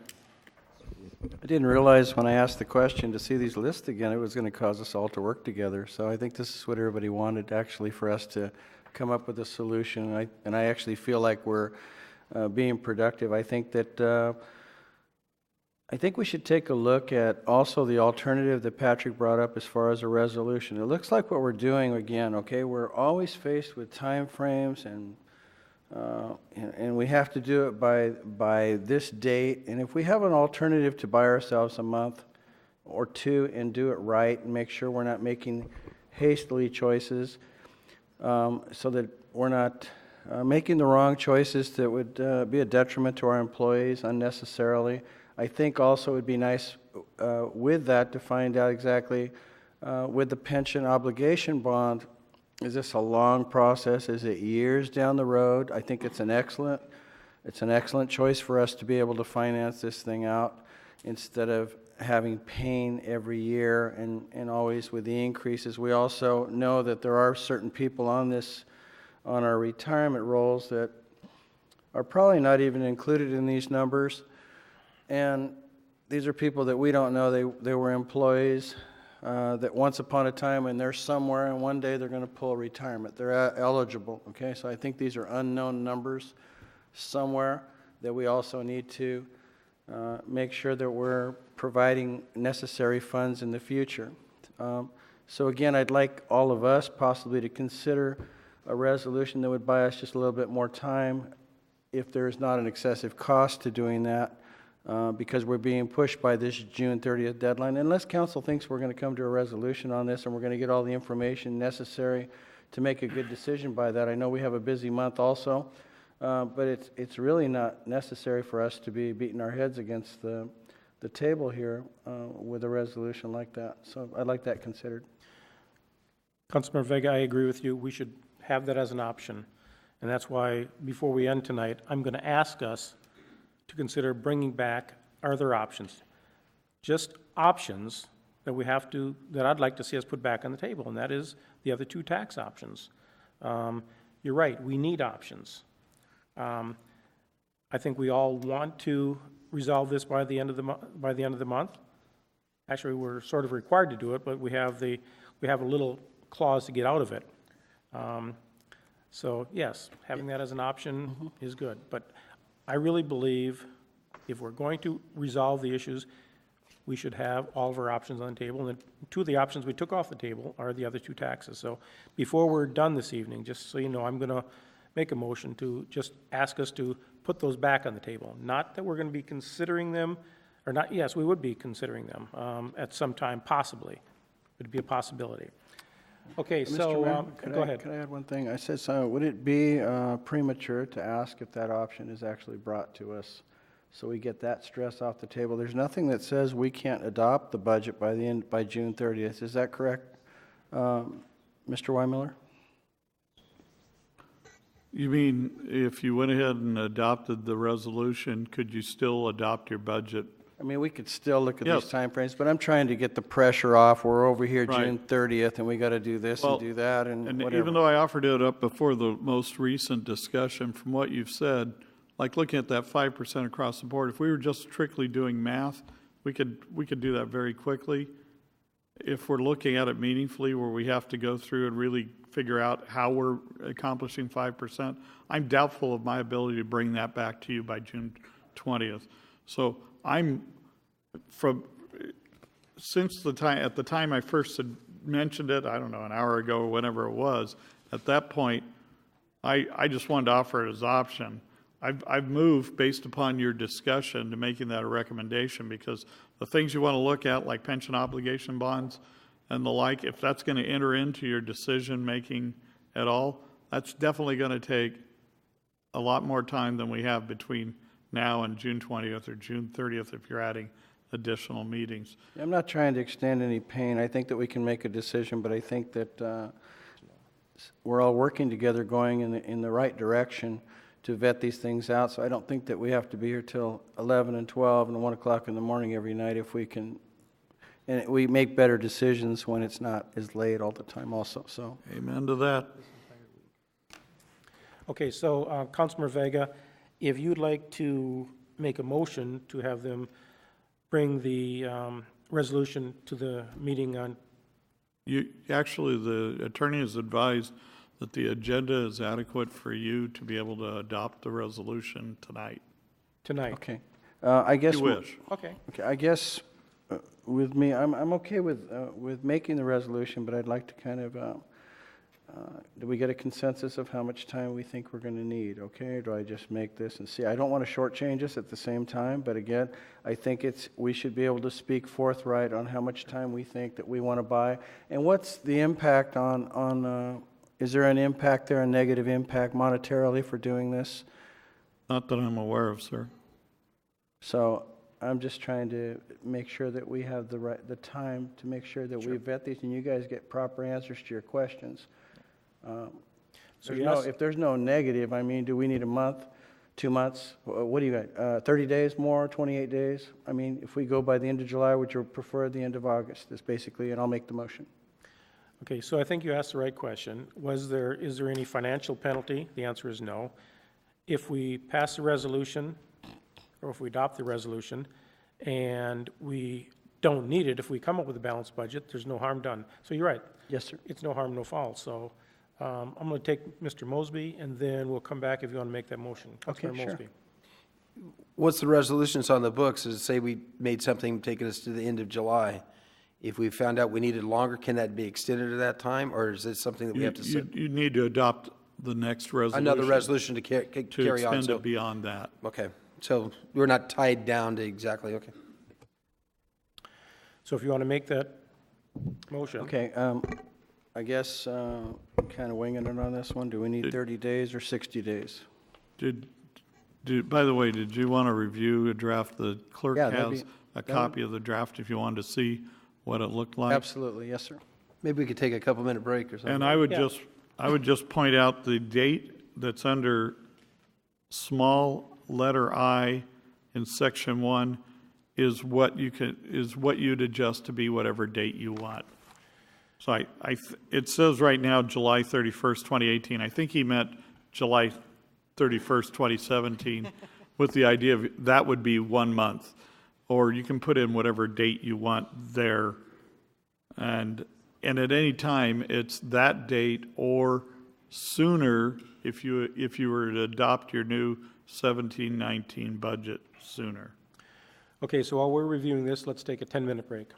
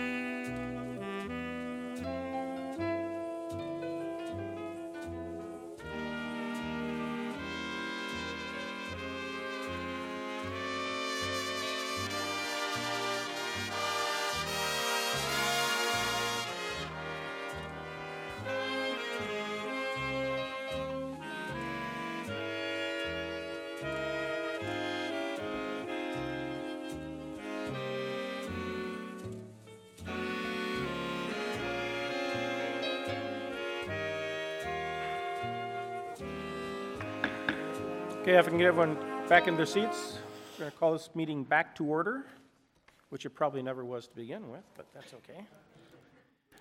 Okay, so we've all had a chance to read the resolution. Any questions, concerns? Okay. Just a comment, and I've gone through the calendar, so the idea of constantly coming forward with renewing this resolution seems tedious, and so I'd rather see us at least do a 60-day. And along those commitments, I'd also like for us to set our next dedicated budget meeting so that the community understands when we're going to come back and fully focus on this. And then secondly, depending on our clarification of what we would like from staff, upon that clarification for staff to give us an idea of when they might be able to come back to us with that information, hopefully before that meeting, so we'd have time to digest it. So those are just my three inputs. Okay, and then we need to change the dates, fiscal year 17-19 instead of 16. Right now it's 16-17 in, yeah, it should say 17-19. Okay, this is whereas pending adoption of fiscal budget, City Council desires to continue operations of the city under, oh, no, that is correct, the 16-17, that is correct, yeah, 16-17, yeah, that's correct. Right. Okay, any other corrections or modifications to this? Okay, Councilmember Vega? I'd like to make a motion the council accept resolution number 6129, in parentheses 17, for the year. And I'd like us to move forward with the resolution which will extend the current contract for 60 days past the June 30th date or sooner. And hopefully the sooner works for all of us. Is that clear? For clarification, can I make it August 31st, which would be 62 days? That's 62 days, and 61. And it's past the end of the current budget. That would be great, and that would hopefully give you time, Patrick, for the next council meeting. I'm not sure exactly what you guys can tee up. I think we put in there proposed next budget meeting for June 20th, I believe, to have some more information, and then we can tee up another one. I was thinking maybe call something maybe for July 11th, if that works for everybody, to see. That way we have two meetings actually scheduled toward the budget. Okay, I think Councilmember Osborne wants us to look at some dates too, and we'll do that before we adjourn tonight. Okay, so getting back to what, oh, you still have a comment? Yeah, no, I had made the motion. Oh, I'm sorry, yeah, made a motion. Okay, we need a second. I'll second the motion for the resolution. Any discussion? Let's vote. Okay, that passes 5-0. Yeah, there we go. Haven't seen that in a while. Who says we don't work as a team? Okay, so let's get back to our sheets over here. We'll start with, these are for assignments for our city manager. So, Councilmember Mosby, you're 5 to 6% across the board. I think you realize it wasn't across the board, it was... Yeah, 4%, I said 4, 5, and 6, so. Okay, 4, 5. 4, 5, and 6. So you got 5 and 6. So you want to see 3 scenarios? Yes. Okay, and you want it net, not necessarily across the board? Yes. Okay. Okay, and again, you realize, or no, let me ask you another question. Do you want this just for budget cycle 17-19, or are you anticipating it would continue beyond 17-19? It's page 138 in the book, implementing that goes through 10 years. So, okay, 10 years, okay. Okay, let me. Yeah. Wow. So you don't want to look at just the 4, 5, and 6 for the 15-17 budget. You want 4, 5, and 6 for 5 different budget cycles. You want 15 scenarios. It's page one, applying it to page 138 in there. And if you had a reduction, let's just. If we just took that spreadsheet and just did the math reduction, yeah, we can do that simply, and we can give you all those scenarios and run them out. If you're actually looking at, okay, where are the line items coming from? Where are those dollars? We need to see if it works. Okay. That's what I'm getting at. I mean, it's Okay. hypothetically, it's been said it won't work. I want to. Okay, so that's something we can come back as early as the 20th. If all you just want to see is how does the math play out, yes, we can bring that. Right. And we can bring multiple. I wouldn't want to implement something unless we saw that it was going to work. I mean, Okay. I've done some math and I've got something, but Okay, I perfect. like to see staff. So you're not asking for actual, in other words, like listing you just want to see the math on it. I can bring that, and we can have that by the 20th. Right, and that was taking the tax measure out of that measures Yes. out of it, and that was also implementing back the nonprofits, because I think that doesn't have the nonprofits in here, I believe. Correct. It had, so if we're talking about going back with what you were presented, so forget all these interim things we've been doing, going back to this, because that's what that page is, and it does have the nonprofits, so you'd want the nonprofits back in, all of them? Yes. Okay. Because we had only talked about 3 of them. I'm trying to take it Right. relatively easy, Right. and if we see that it's Right. not working. I just want to make sure I understand your request. And we'll add those numbers back in, we'll run the numbers, and it's just going to be the raw gross numbers to show 4%, 5%, and 6% cut for each of these 5 budget cycles that make up the 10-year outlook. That's what you want to see. Yes, and again, like I mentioned, the capital improvement aspect pulled out. We'll see it as. We'll pull that out. Positive or negative on there. Or as it's laid out right now, you'd be able to see it. Yes. Because the capital is afterwards. So really, we don't have anything we need to do with capital. You already see it by looking above that line what it looks like. That's correct. Okay. What I was going to ask is, these ballot measures, what is the cost of putting on these 3 ballot measures? The city clerk can probably answer that. She contacted the county clerk. That's why and by the way, why we were targeting November 2018. Somebody had mentioned having a special election. We're trying to avoid special election and special election costs. So going with the next general election, which would be November 2018, do you remember total cost around 65? It depends. They gave us a general amount. It is between $30,000 and $90,000. For each one, or? No. For the 3? For the 3, it could be as little as $30,000, could be as much as $90,000. And I had been estimating about 65 before even I had heard their numbers, so that would be like the midpoint. Is that tying them all 3 together or independently? No, they appear independently. Those are independent issues. Right.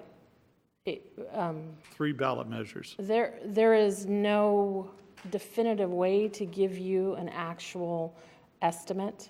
That's why it's so broad, because it also is dependent upon if there are other ballot measures from other agencies. So hopefully it would be as little as $30,000. Depends how many other players in the field. Exactly. Yes. And how many measures we would put on. Yes. Thank you. Okay, so next on the list there is the tax and pension obligation bonds, and that, if we don't go with the tax measures, it would make any sense to look at that at this point. Is that correct? Correct. If you as a council do not have a desire, if your desire is to pursue no tax measures, we have no way of demonstrating an ability to pay back pension obligation bonds. We won't be able to bring that to you. We won't have the people to work with.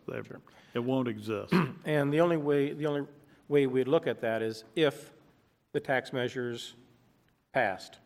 If we That's the only way you'd be able to pursue it eventually. Correct. Is if at least one or more of them pass, so that you'd have some dedicated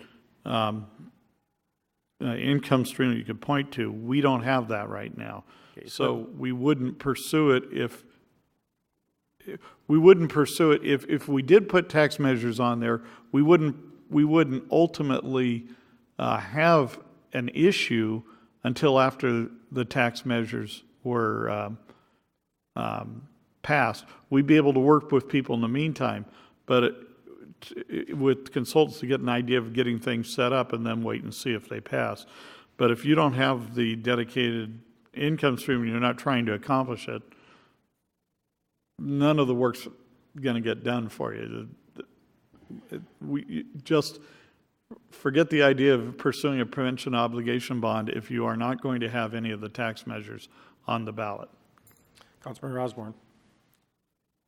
I think it's extremely important to play out the scenario. So I would like to have a discussion with at least some knowledge and research by staff of what potential pension bond obligation rate we would be able to pull and that concept, so that we could have an honest discussion about how those taxes would be the income stream revenue and how quickly we could potentially pay down that CalPERS and get out of that random number that I am rest assured within a year to 2 years is going to come back at us and they're going to say 4% and completely, So I think it's really important to at least go through that exercise and have that discussion so that we have looked at all our options.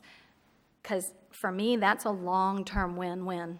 And sunset those taxes if it's as rough as, asking the very general question, would we be able to issue for how long at what interest rate if we were at hypothetically current interest rate? Right. Then yeah, we can probably get that. Because but I think we simply aren't going to be able to get consultants, Sure. underwriters, bond counsel, or anybody to do any work on this thing. But I think that would help us better play out if we're going to put a utility user tax on. Does it need to be at the 6% rate to aggressively pay it down, or can we choose 4% because we know what the then costs would be and could better predict that a lower utility user tax rate would pay it down, and how aggressively we could pay down that bond and then sunset that. So. Okay, thank you. Okay. So that's clear? Yes. Yes, okay. Okay, modify the capital improvement plans. Councilmember Millersby, there's nothing on the 17-19 budget for capital improvement, so do you want him to even work on that right now for the future budgets? Let's see the numbers first. I think it's premature yet. I think we've got an idea of what the numbers are. They're in the book for the future years, but there's nothing on for the 17-19 budget for capital improvement. So does he have to work on that at this point? I don't think we need to work on a capital improvement plan right now, no. Okay, I mean, you got a long way to go. We don't know how much money we have, and we don't, I mean, I agree. You got ballot measures that you're talking about. There's a whole lot of things that would determine whether you even have a nickel to spend on anything. I agree with you. That's why, but you had that on there, so I just want to make sure we're okay on that. Okay, look at natural, what is it, attrition? Growth, okay. Okay, we have that in the budget. We have it in the budget book right now, what the natural growth is. That's found on page 137. Is there? One of the questions I had is, what dollar amount did you put for the Hilton Garden Inn on the TOT number? My calculation got it lower than what Mr. Patel was saying the other night, and I think he was talking about a $500,000 TOT, and I don't know, I mean, you could maybe get back to us and see what the input number was that you had in the page 138. I think that's where you used that. I don't know if whether you had 200,000 or, it looks like you may have had maybe closer to the 200,000 anticipated. Well, you don't have to tell me right now. We can, no, I mean, we can bring to you what the number was, because we recognize, so he's got 158 rooms, and we can, it's pretty easy to say, okay, when we expect 70% occupancy and his average room night being X number of dollars, and that's going to lead number. But we also recognize there's some amount, even though I hope he's not offended by it, but there's some amount of what they call cannibalism. There's people that would have stayed in one room that now are going to stay at the Hilton Garden Inn, and they're merely moving from one room to another. So it's not all net gain, but there is some component of net gain. And we'll come up with the number for you to tell you what that was. Okay, then number 5, across the board, cuts only for 17-19, and then if the measures pass, okay, so. That's part of addressing number 1. Correct, Sorry, exactly that's right. addressing part of number 1, yeah. Correct, so Mr. Weinmiller will bring back actually 5 budget cycles, so the first budget cycle would include that. Can I back up just to make sure I clarify something, by the way? On the 4, 5, and 6% exercise, just to make sure we understand, before we start with taking the numbers out, we're adding back in the nonprofits. But the nonprofits themselves now, as we start to examine 4, 5, and 6% reductions, we examine, they are now a general fund gross amount. We examine that as part of the 4, 5, and 6% reduction, correct? You follow what I'm saying? If we have somebody who would have been funded at $100,000 a year, so we're going to add $100,000 back in here. Now I got to turn around and do a 4, 5, and 6%. They are not immune from the 4, 5, and 6, right? I believe you're correct. Thank you. All right.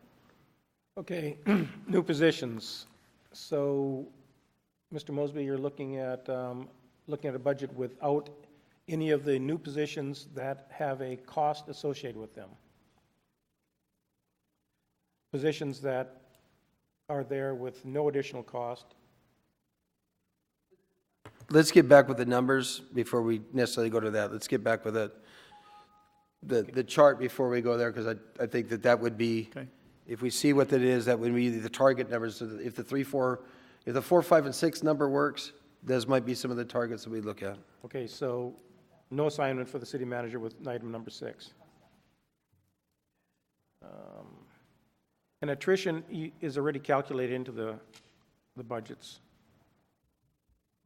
Is that correct, city manager? Yes. When we do the budget, I know some places don't do it this way. If they have a given position, they look at what it costs to fill that position for 12 months, period. As we're looking at overall percentages, like looking at police officers, we already realize there's some historic amount of vacancy that occurs through attrition and the average length of the vacancy, so we've already taken that into account. Okay. Okay, item number 8, cuts to the council. So I believe Councilmember Osborne, you can help me with this, but I believe you want him to come back with the actual costs that it is for our salaries. Our stipends. Yeah, just what we cost the city, both in stipends and benefits, just so the public's aware. And if we choose and we want to forego those, at least the community already knows what our costs are, because I don't think that's fair to, again, ask everyone to make a cut and we don't consider it as well. Okay. So just the numbers, if you bring back the numbers. So there are 3 different, to make sure we're on the same page, Sure. As I understand it, I think there's 3 different line items for Okay. that. There's the actual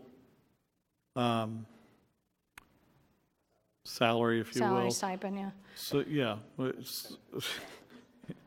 And Joe called it a stipend. I Right. called it a salary. So salary's I'm fine. taking the legal It's a term. salary, and some of you have health benefits, and then some of you, and then you all have mileage reimbursements.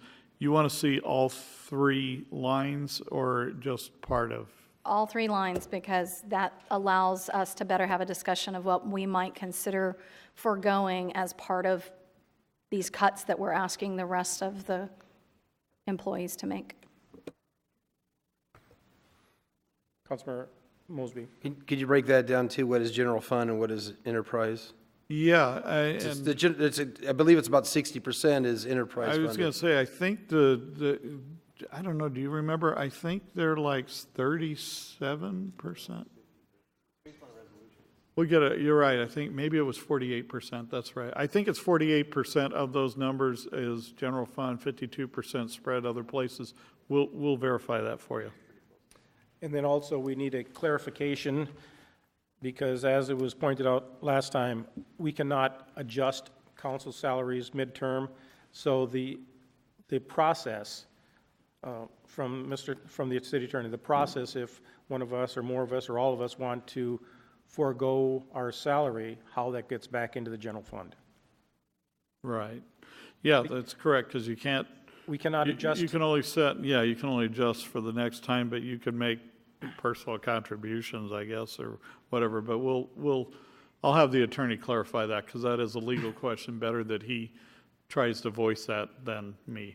Yeah, and then just for clarification, again, maybe our payroll can do it, but take, for instance, if Councilmember Osborne wants to give back her salary to the city, is that pre-tax, is it post-tax? Because it would be unfair for her to give back the salary yet pay taxes on it. Consult your own tax advisor on that, sir. Well, I can tell you that she'd pay taxes, because I don't think we won't be able to give you tax advice. Okay, sorry. sounds good.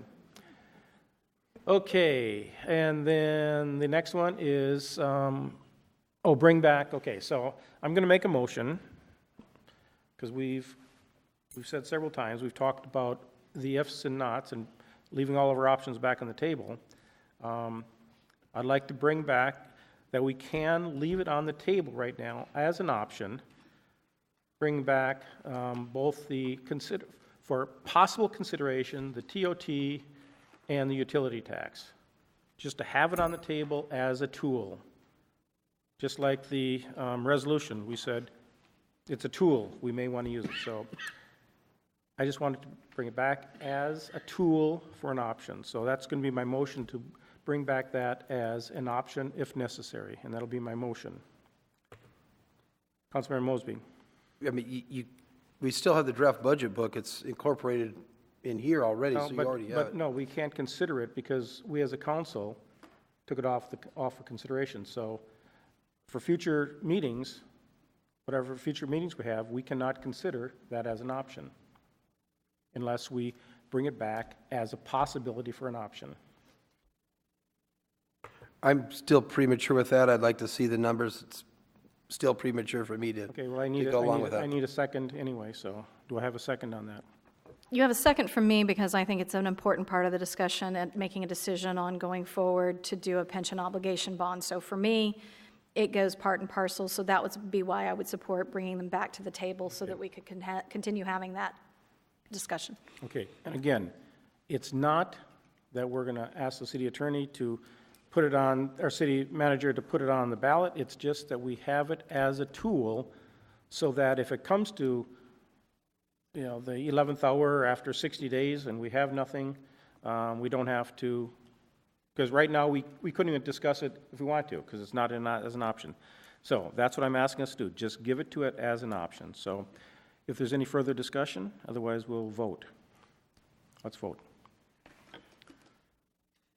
Okay, and that does pass, so thank you.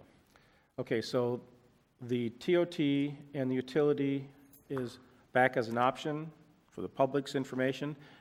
But so I have clarity, the 4, 5, and 6%, sorry to keep hitting this, I want to make sure I get it right, and I'm getting pretty weak in the brain here.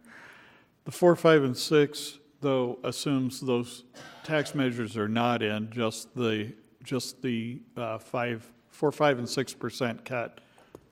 The nonprofits are restored, and the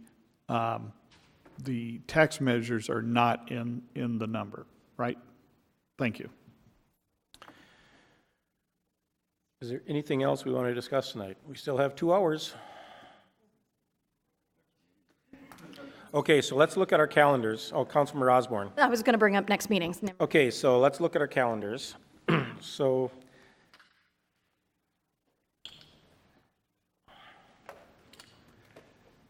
okay, as I stated last time or 2 days ago, I am out of town the entire week next week, the 11th through the 18th. I am back the week of the 19th, and let's see, we've got a meeting on the 20th, but I believe that entire week, including Saturday, so Monday, Tuesday, I have a council meeting, we'll be discussing it. That entire week, I am available for additional meetings, and the following week, the week of the 26th, I am only not available the Wednesday and Thursday, the 28th and 29th, because I'll be up in Roseville for an NCP. Oh, wait, yeah, 28th and 29th, Wednesday and Thursday, for a meeting with NCPA. So, Councilmember Vega. Mr. Mayor, could we, I think the two dates I have here, unless we need additional dates, would be June 20th for the council meeting, to bring up the additional items that we've requested from the city manager. And then could we possibly take a look at July 11th, I think, to see for our next meeting? Well, we could, but that's assuming that now we're going into the resolution. I mean, but didn't we want to try to resolve this budget ahead of time? I don't think it's feasible with everybody's schedule. We have League of Cities, we have Flower Festival, we have a whole bunch of When is the things. League of Cities? The 28th to the 30th. 28th through the 30th. Okay, what about the week of the 19th? I'm only available for council night. I have a conflicting meeting on the following Thursday, the Wednesday, the Thursday. That's the week I'm not available anything other than the council meeting. The next availability I have is the 27th. And then we don't We'll be have out a of town. council meeting on the 4th because it's July 4th. And so that makes either that week of Thursday the 6th or, and the 6th is an Economic Development Committee meeting in this room. And then it makes July 11th. So I don't know about anybody else's schedule, but it turns into Okay, so. June 27th and then, I don't think we'll be able to make the 27th. We have to, unless you're leaving on the 28th for that thing. What about the 26th, June 26th? Is everyone available on the 26th? yes. Councilmember Vega?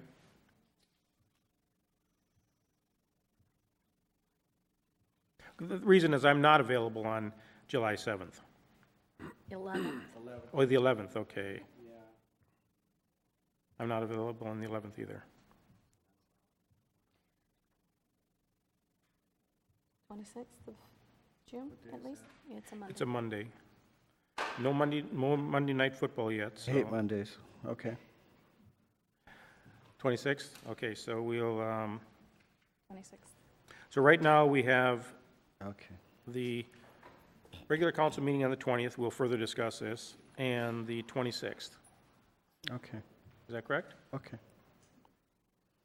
And then we'll have to look at future dates if we We'll don't just get have them. to see where we go from there, huh? Okay, we have 60 days. You two were okay? I mean, Jim? Councilmember Mosby. Yeah. I just want to say, due to the serious nature of this matter, for the next 90 days, I've cleared my schedule, no vacations, no nothing, willing to meet whatever day we need to meet to get this over with. So just put that on the table. Very good, thank you.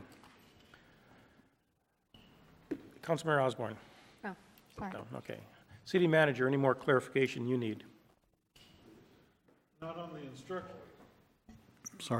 the instructions you've given, but just to make sure I didn't miss anything. Right now, the only two next dates are June 20th, we're coming back at council night, and I'll bring back these issues we've covered here.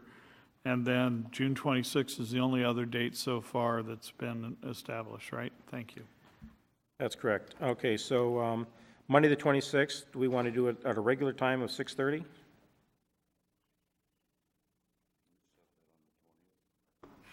Uh, 20th.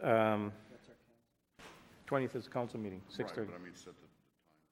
Oh, okay, so, sure, okay, so we don't want to set the time until the council meeting. Okay, so to be determined. The 26th time to be determined, okay. Okay. Well, he wants to wait till the 20th. Well, that's true, you know, so time to be determined. Is there a reason, Dirk, you don't want to make a decision right now?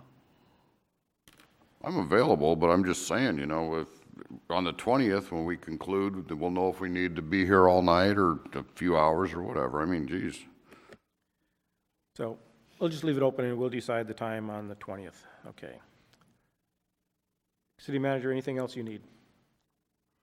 No, sir, nothing to add at this time. Okay. Councilman Vega? I do have a question, okay?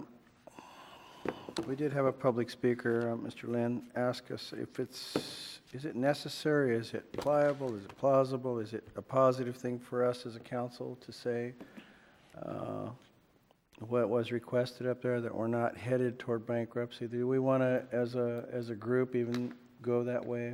Well, we can do it as a group if that's you choose, but myself personally, it should be obvious to everyone, as much time we're putting into this, we have no desire to enter bankruptcy. I mean, it should be real obvious to the entire world, so. Yeah, and I agree. I just think that for the public, maybe it would be a show of a sign of the direction we're headed in, so that there's no. I mean, I don't believe it's necessary. So if Okay, I got you, man. Okay, I'd like to thank the council. I think we accomplished not everything tonight, but we accomplished more tonight than we have in the other workshops. So I want to thank you all for working hard, trying to stick together. And okay, so public comment.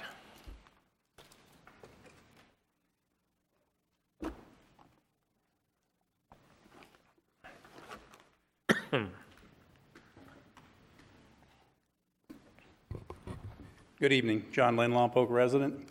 Mayor, I'm so sorry that you don't feel it's important to clear up something that's damaging people's businesses, causing them to not be able to get financing, causing members of our community to fear that their city is going under. I hope you will all take one more moment after I finish speaking and consider that. And that wasn't what I came up here to say. I wanted to provide some information to Councilmember Osborne. When we had the last furlough effort and city employees were asked to take a 5% cut, which was 13 days, the council found out the same thing you found out, that we were not able to reduce our salaries. So we reduced our car allowance by that amount, and that is still ongoing. Your car allowance is less than it used to be. And when I asked the city attorney about how we could give something back, he said, well, the easiest way is to donate it to the Human Services Commission or donate it to one of the police foundation or the fire foundation, which is, by the way, tax deductible. So thank you. Okay. And I just want to make a comment that, you know, Mr. Lynn often makes statements, and I don't think there's a single business, and if there is, I'd like to see the documentation that a business has been denied financing, because I do not believe a business has been denied financing. I think it's a statement that was made and is probably, not probably, I don't believe it's accurate, so. Okay. Written communications. Nothing. Okay. Oral communications. Closing oral communications. And with that, we are adjourned to a regular meeting on June 20th, 2017 at 6:30 p.m. Thank you and good evening.